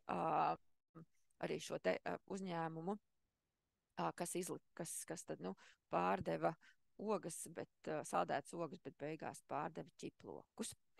Taču, jā, arī runājot, ko darīt, ko darīt, jā, jūs tomēr nenolēmāt un nepārbaudījāt uzņēmumu un sanāca tā, kad esat iekūlušies problēmās, tad šeit būtu uzreiz uzreiz jārēģē. Es neieteiktu tur ilgi sarakstīties ar šiem ķīniešu uzņēmumiem, bet pirmais, tad lūgt palīdzību kādam Ķīnas aģentam, Ķīnas pārstāvim, tas varētu būt šajā gadījumā, tāpat Latvijas Tirdzniecības rūpniecības kamera, Ķīnas vēstniecība, arī mūsu aģentūra var palīdzēt. Ja, tā kā līdz ar to nekavējoties iesaistīt kādu trešo pusi, lai tad sazinātos ar šiem te partneriem un sāktu operatīvi risināt situāciju. Ja saprotams, kad tā ir šī krāpniecība, tad uzreiz griezties Ķīnas policijā. Arī šeit to var izdarīt paši, var šī pārstāvju palīdzību, arī var iesaistīt juristus. Juristus Latvijā nē. Arī bija kaut kādas situācijas, kad es centos sameklēt, ka vajadzēja citos jautājumos Latvijas juristi, kas būtu eksperti Ķīnas tirgu, man neizdevās tas. Varbūt es biju neveiksmīga un man tas nesanāca, bet es runāju vairākiem juristiem un, diemžēl, nebija ekspertīze Ķīnas tirgū. Tā kā līdz ar to tad, šajā gadījumā jāskatās Ķīnas tirgū arī šie juristi, kas varētu palīdzēt, kas arī būtu kompetenti.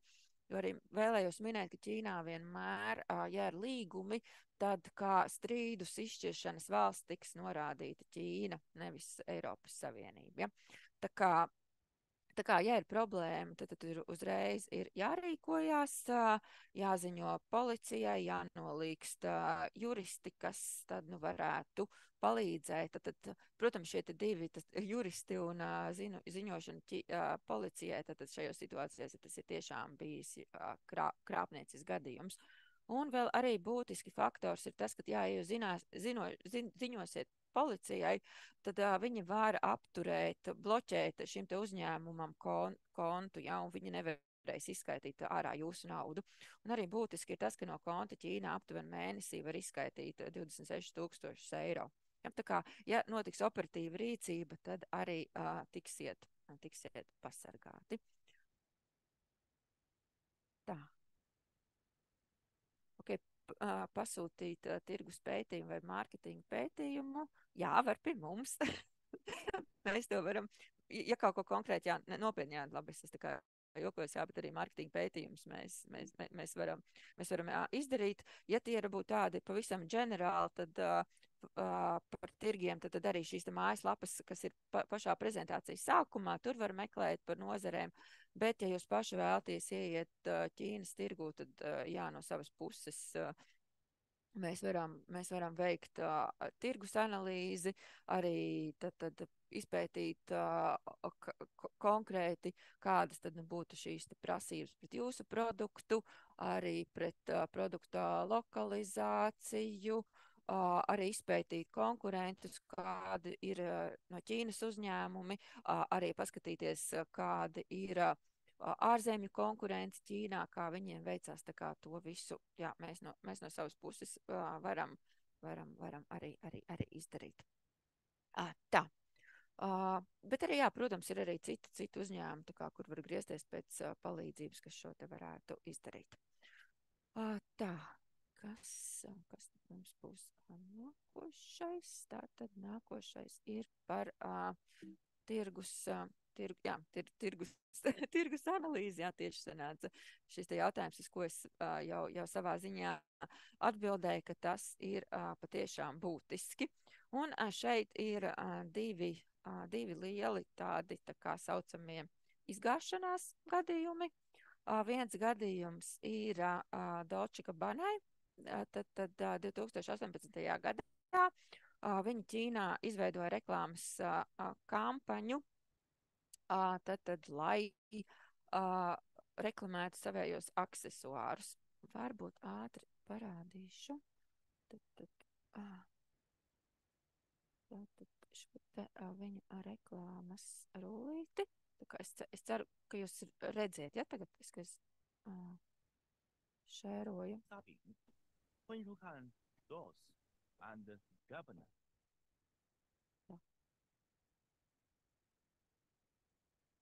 Vai tas?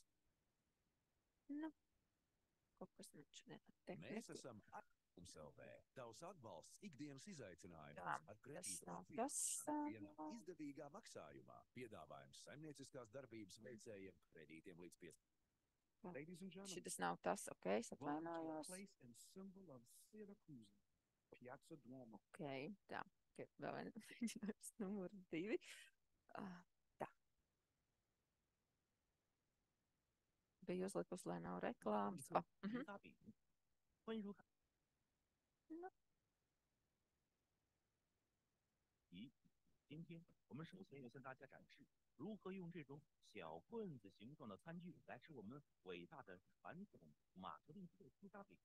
你们是不是一手拿一根像小刀一样切一块披萨饼呢？不是这样。对，这样就对了。所以就是像钳子一样夹住一块披萨饼，直接送进嘴里。哦，别让奶酪滴下。Bravissimo！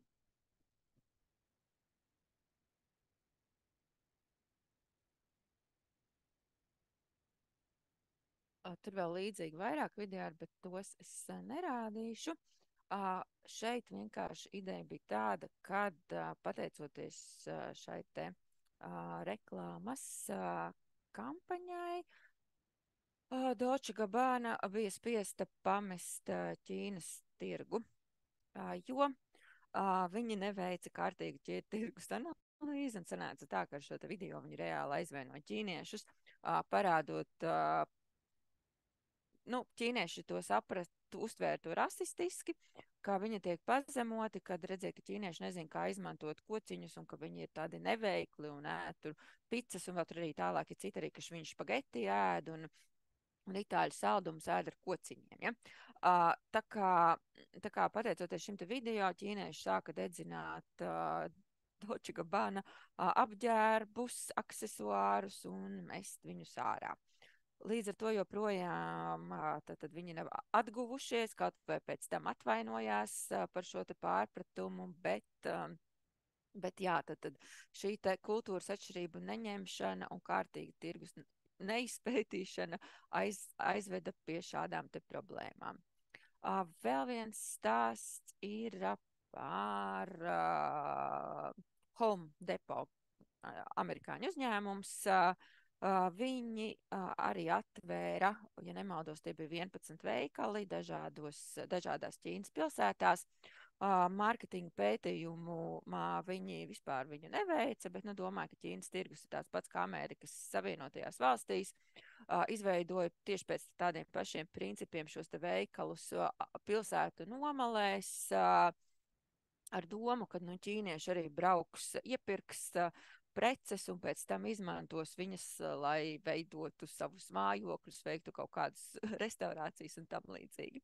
Bet šis projekts izgāzās, jo pirmām kārtām, ja ķīnieši paliek turīgāki, viņi pārvācās dzīvot uz pilsētas centru, bet amerikāņi tad izvācās no pilsētām.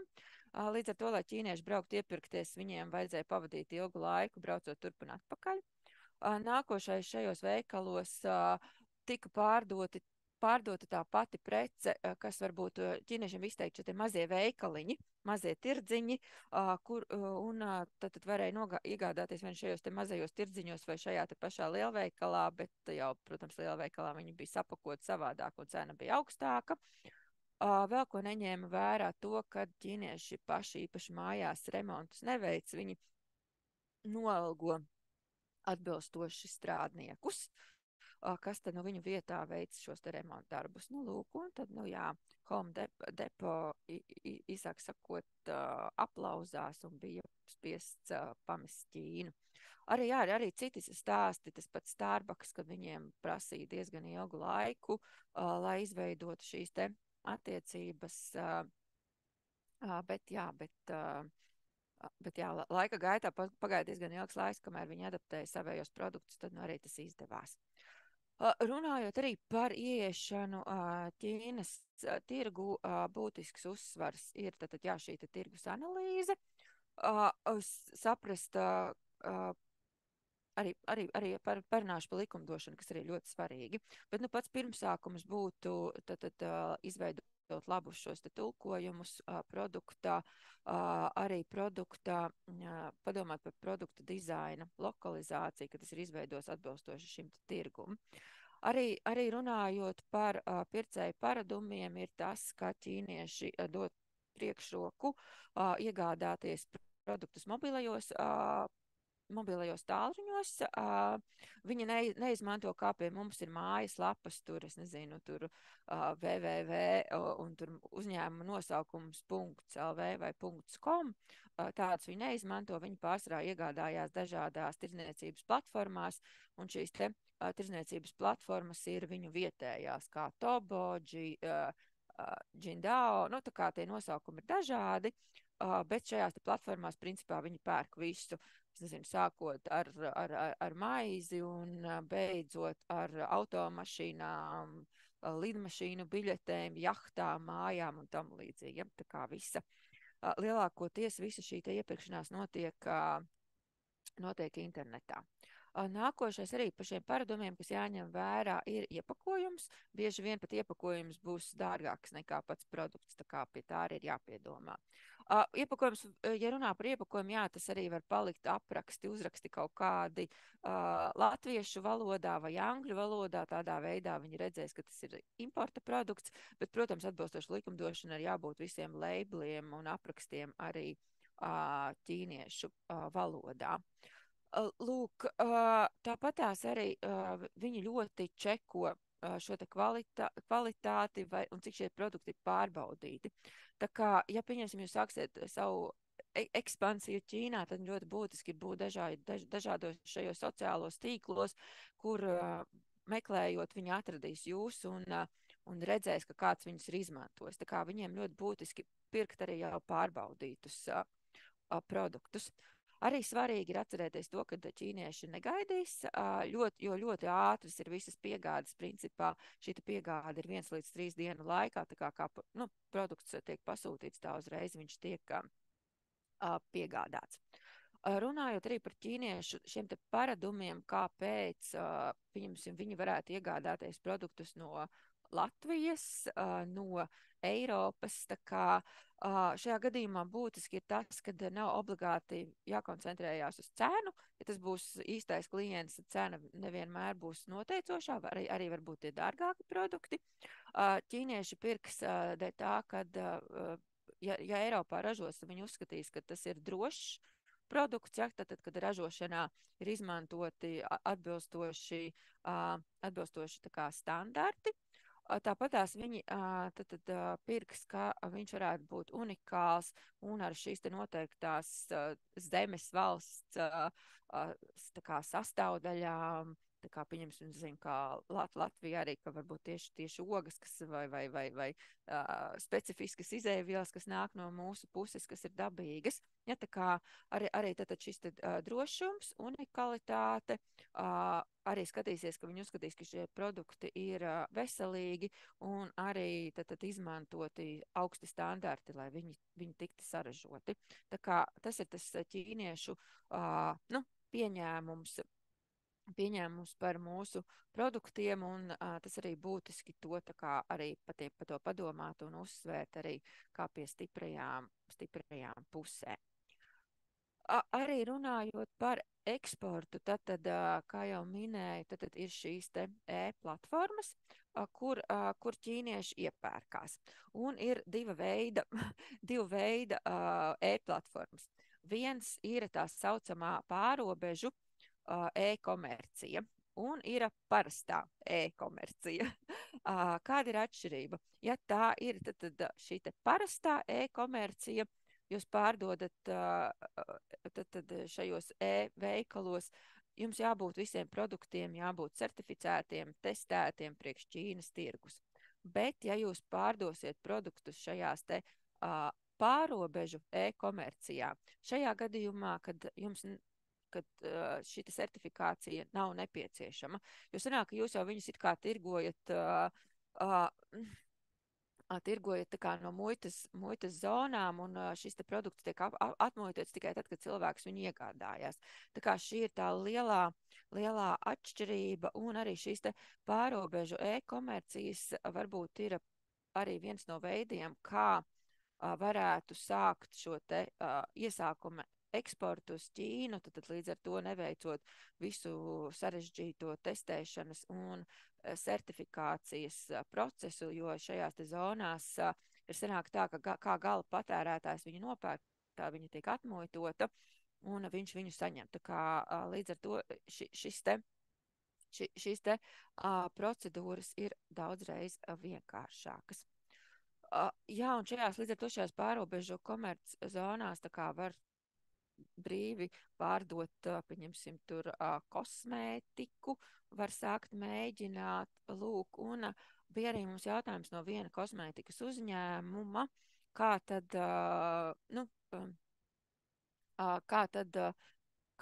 šis te notiekās. Tad, ir tas, ka, ja vēlās pārdot brīvās tirdzniecības zonās, tad ir viens no veidiem, kā pašam izveidot, pieņemsim, šajās platformās, kā Alibaba, kas ir tieši, es domāju, tieši ķīniešiem orientētiem GD vai, jo Alibaba mēs tā kā saprotam ar vienu, bet Ķīnā tad zem šīs Alibabas viņiem ir daudz dažādi veikali, tur pieņemsim Tmols vai Tobo, tad viens no veidiem ir šajā te tieši pārobežu komercijā izveidot savu veikalu, vai arī tad atrast kādu partneri, kurš jau tur tirgojās, un tad piedāvāt pie viņa, kad viņš pārdot jūsu produkciju. Un tā kā, ja pieņemsim, jūs paši vēlties reģistrēt šo te veikalu, tad ir nepieciešams kāds pārstāvis Ķīnā, kam ir uzņēmums, vai arī, ja vēlās, tad šis te, pieņemsim, Latvijas vai Eiropas Savienības uzņēmums var reģistrēt savu uzņēmumu Ķīnā, un tad arī veikt šo te pārobežu komerciju. Tos ir 2 jautājumi. Tā. Tātad, vai ir kādas krāsas, ko nevajadzētu lietot iepakojumos? Ir tā, ka ķīniešiem patīk visvairāk košs, nevis kā mums varbūt tik asketisks. Par krāsām, varbūt baltā krāsa nav tik pozitīva tādā ziņā, ka tas tiek izmantots, pieņemsim, balti ziedi tiek izmantoti bērēs. Bet jā, ja tā skatāmies, tad Jo viņi varbūt šīs te tradicionālās krāsas, tur pieņemsim ir sarkans, zelts, dzeltens, tā kā tās ir varbūt tādas izteiktākās krāsas.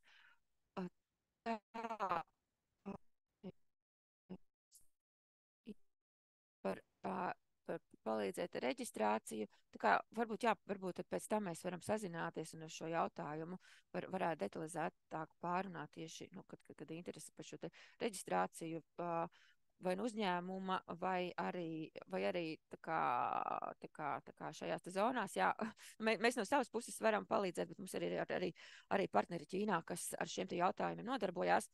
Runājot par e-komerciju, es vēlējos uzsvērt to un pabrīdināt, ka Ķīnā tas ir samērā dārgi. Lai izveidotu savu veikalu, ķīnieši prasa depozītu, un tas depozīts arī var būt no 10 līdz 100 000 eiro. Un arī šie te interneta veikali, viņi diezgan strikti izvērtē, vai ļaut, pieņemsim, jums pārdot šo te produkciju šajā te veikalā vai neļaut. Kā līdz ar to, tas ir diezgan sarežģīti, bet, pastāv iespēja sameklēt kaut kādu, pieņemsim, partneri, kurš tad, palīdz jums šo te produkciju tirgot šajos te pārobežu tirdzniecībā, vai arī otrs, kad palīdzēt veikt visu šo te reģistrāciju, kad arī jūsu produkts nonāk muitas, arī tiek veikta, kad arī viņi var tad pārdot arī parastajā tirdzniecībā vai arī šajos te pārobežu komercijā. Jā, šeit tas, ko es minēju, ka viss notiek platformās.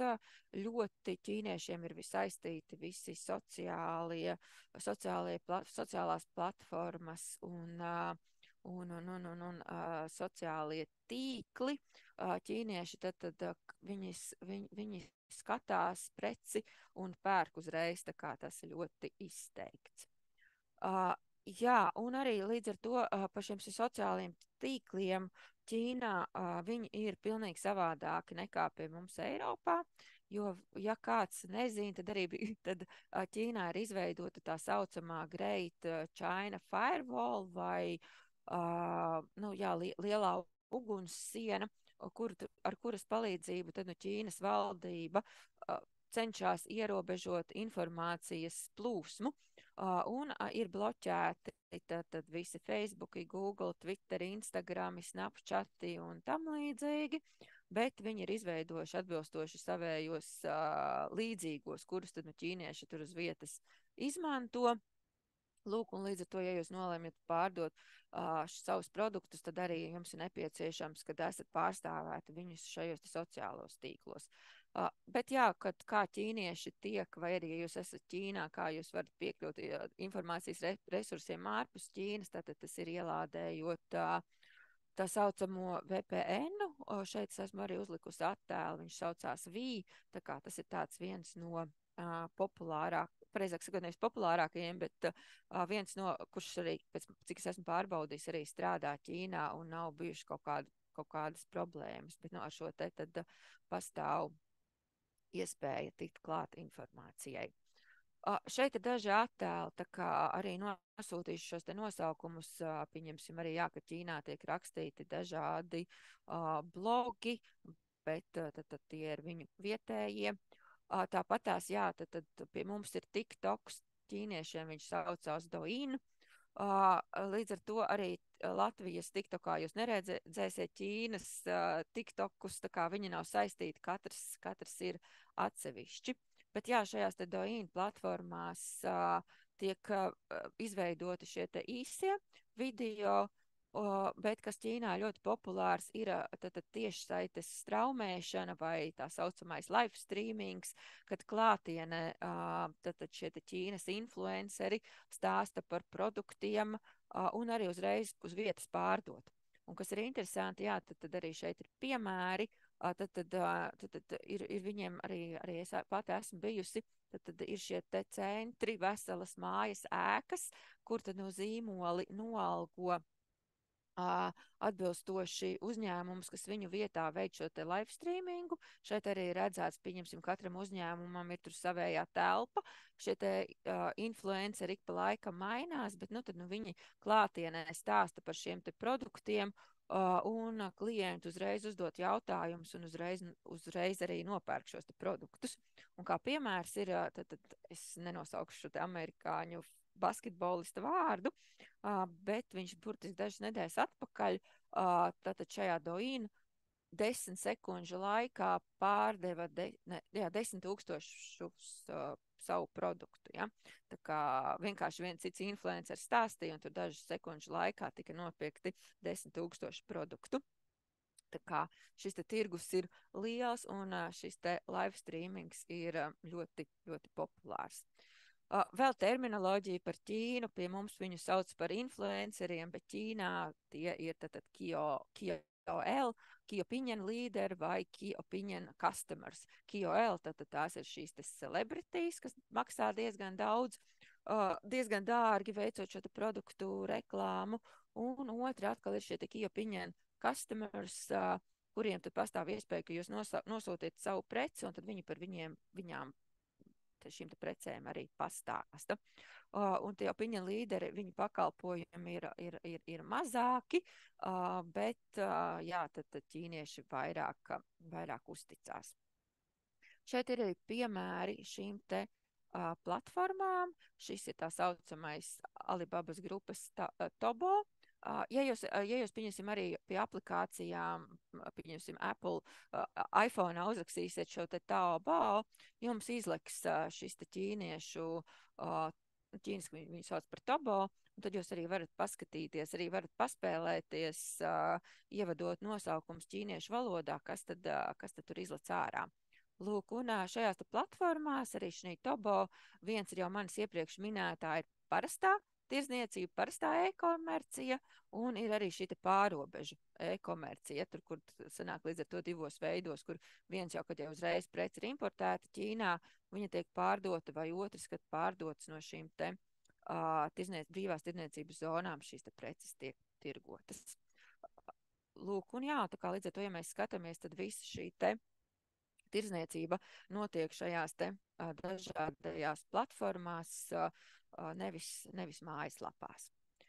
Vēl pašā sākumā es uzdevu jautājumu, vai jūs zinat, kas ir WeChats.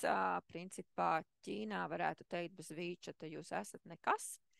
Arī, ja jūs domājat eksportēt savu produktu vai arī importēt, es silti iesaku ielādēt šo te WeChatu, jo ķīnieši neizmanto principā e-pastus minimāli. Ja jūs rakstīsiet e-pastā, ļoti ilgi būs jāgaida atbildi, vai jūs arī viņu nekad nesaņemsiet, tad pārsvarā visa komunikācija notiek šeit.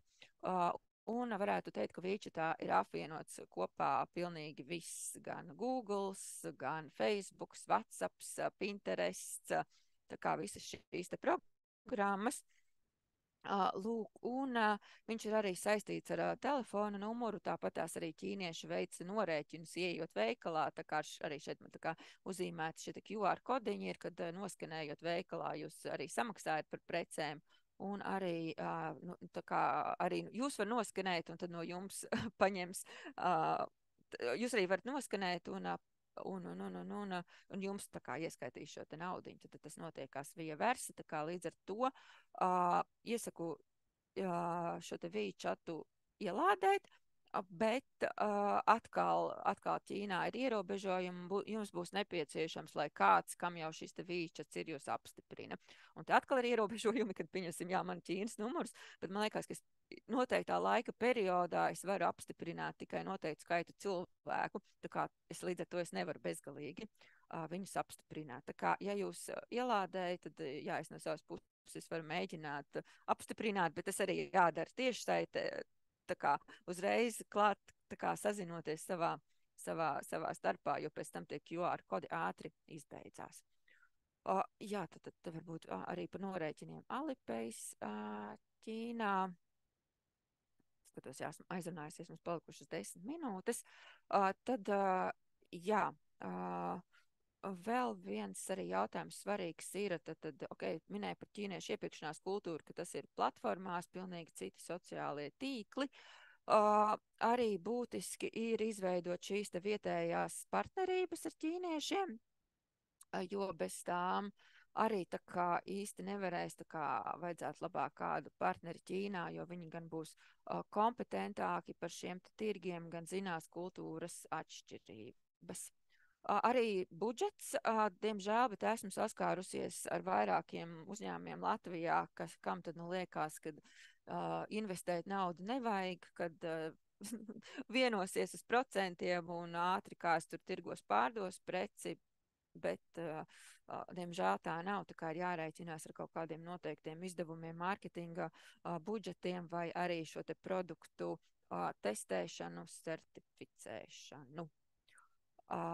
Tā kā, jā, tad tas bija par pārbaudi, un arī ļoti būtisks jautājums ir likumdošana. Tad Ķīnā ļoti izteikta, ļoti stingra šī te datu kontrols mehānisms.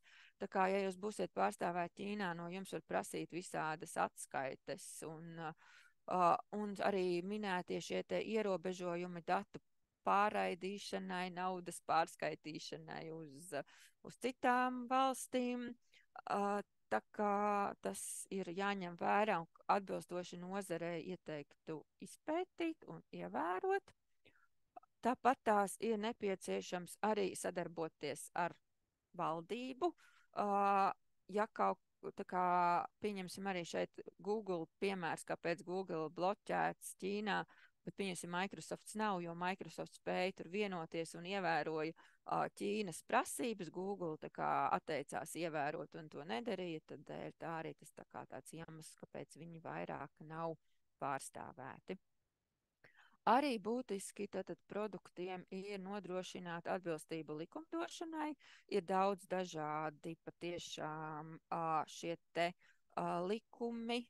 Parādīšu arī vēlāk divas mājas lapas, kur arī tad uzņēmumiem ir nepieciešams reģistrēties, certificēties un visu pārējo. Tā kā prasības ir ļoti striktas, ļoti birokrātiskas, aizņem daudz laiku, arī prasa finansu līdzekļus. Tā kā to ir svarīgi atcerēties un saprast, ka tas var prasīt laiku. Viena no šīm te ir tātad pārtikas produktiem nokļūšana tā saucamajā GACC, sanāk Ķīnas muitas sistēmā. Un nokļūstot šajā te muitas sistēmā, jā, tad jūs variet savus produktus virzīt Ķīnas tirgū, bet tam visam, jā, tas prasa katram produktam, tā kā arī šie te testēšana un arī nepieciešamā certifikācija. Tas pats arī attiecās uz kosmētikas un īpaši smagi ir ar medicīnas produktiem.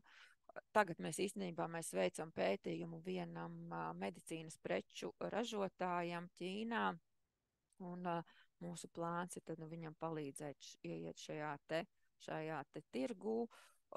Tā kā ceram šo pētījumu priekš viņa līdz mēneša beigām arī paveikt, un tad, tad līdz ar to arī priekš viņiem mēs meklējam, skatāmies tieši, kas ir saistībā ar šo te NMPA, tad kādas ir šīs te prasības, kādi tad, kas tad viņiem ir jāievēro, lai tur, lai pavirzītos lietas uz priekšu. Jā, tā kā tas bija par šo te. Vai Latvijas firma var tirgot Tobo? Ir tā, kad tad patiešo nevarēs, Latvijā reģistrēta firma nevarēs, tā kā ir jāatrod šis te uzņēmums, kas pārstāvētu Ķīnā, vai arī pašiem ir jānodibina uzņēmums, tā kā paši ar Latvijas uzņēmumu, diemžēl, nevarēs. Tā kā tas bija atbildi šo jautājumu. Tātad, jā, tā kā līdz ar to vēl vienreiz tā kā par šo likumdošanu, viņa patiešām ir ļoti sarežģīta. Tā kā no savas puses mēs varam palīdzēt, un arī ir bieži gadījumi, kad mēs iesaistam Ķīnas vēstniecību, lai kaut ko ātrāk pabīdītu uz priekšu, bet arī, jā, vēstniecība, ekonomikas departaments ir ekonomikas departaments, un arī atkarīgs, kādi šie cilvēki strādā un kurās jomās viņi ir kompetenti. Iepriekš bija ļoti spēcīga dāma saistībā ar muitas jautājumiem, bet, diemžēl, viņa vairāk nav Latvijā. Tā kā, jā, var arī griezties pie vēstniecības ekonomikas departamenta, ja nepieciešams.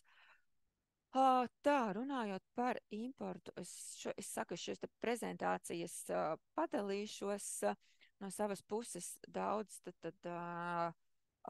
neiedziļināšos, jā, bet arī, protams, lai importētu, arī tad ir jāpārbauda visas Eiropas Savienības normas, jāveic nepieciešamā testēšana, ja nepieciešams arī šo te produktu testēšana un certifikācija, lai viņu varētu ievest Latvijā. Tad arī par maksājumu veidiem arī interesēs, tad šeit ir tie populārākie Incoterm noteikumi, ja jūs importējat vai eksportējat preci, varēsiet arī paskatīties. Tad vēl bija viens jautājums, vai ir Ķīnas kaut kādas e-platformas atbilstoši saistībā loģistikas jautājumiem. Šī viena kuru es personīgi, ar kuru es vēlējos uzsākt sadarbību, bet kaut kāda līdz šim nav izdevies. Tā kā, ja kādam no loģistikas uzņēmumiem ir interese, varu iepazīstināt. Viņi tad ir Ķīnas uzņēmums, pārsvarā viņi dotā mirklī veic dzelzceļa pārvadājumus līdz Polijai, un pie viņiem var online veikt visas šīs te rezervācijas. Lūk, jāskatās, viņi arī Krievijā, jau Čehijā, Ungārijā, Vācijā, bet tā kā tāds ļoti atvērts uz sadarbību vērsts uzņēmums, tā kā, ja kādam ir interese, varu ar viņiem iepazīstināt. Tā, te arī par atmuitošanu varēs paskatīties. Lūk, jā, un tāds arī ejot tā kā noslēgumā, ko es vēlējos minēt, šī te pacietība, ka viss prasa laiku. Pat es uzsāku Ķīnu sadarbību 16. gadā, visas kaut kādas, pēc tam arī visi šie te Covid ierobežojumi, viss pārējais, tā kā jā, lietas kaut kas netika veiksmīgi gāja uz priekšu, bet šī te pacietība, attiecība uzturēšana, un jā, un tagad no savas puses arī es jūtu, kad neskatoties uz visām politiskām spēlītēm, biznes ir biznes, interese ir no abām pusēm, gan no Latvijas uz Ķīnu, ir gan no Ķīnas uz Latviju, ir tā kā viss ir iespējams, bet ir nepieciešama šī te pacietība, jo Roma neuzbūvēja vienā dienā, bet tas notika entos gadus, un tāpatās kā Rīga nebija gatava un nekad nebūs gatava, tad arī šī pacietība nepieciešama priekš Ķīnas. Un arī varbūt šis attēls ar Ķīnas lielo mūri, tas arī ir par šo te pacietību, jo, kā redzams, jā, tad mūrus viņi būvēja gan internetu videi, gan arī šiem te eksportēšanas, ieiešanas nosacījumiem, tā kā visādi ierobežojumi tiek veidoti un pastāv, bet, protams, strādājot un loģiski domājot, tā kā, jā, viss ir iespējams. Varbūt, jā, mums ir palikušas 2 minūtes, un varbūt pašā noslēgumā, jā, tad es arī par šo te vēlējos pateikt, arī uzsvērt par šo te kultūras inteliģenci, kad patiešām ir ieteikums mācīties, izzināt, būt atvērtiem, arī atbilstoši iegūtām zināšanām, praksēm, labākām praksēm rīkoties, un, ja ir kļūdas, viņas atzīt, un arī mainīties, ja? Tā kā būsim kulturāli inteliģenti. Tā kā, jā, runājot par šo te prezentāciju, tā kā tas būtu viss no manas puses. Tā kā es būtu priecīga saņemt jūsu jautājumus, ja tādi ir. Arī jā, no savas puses, tad es kontaktus, kurus es apsolīju, es arī jums nosūtīšu arī šo te prezentāciju. Tā kā, jā, ja jums ir kādi jautājumi, tā kā būšu priecīga uz tiem atbildēt.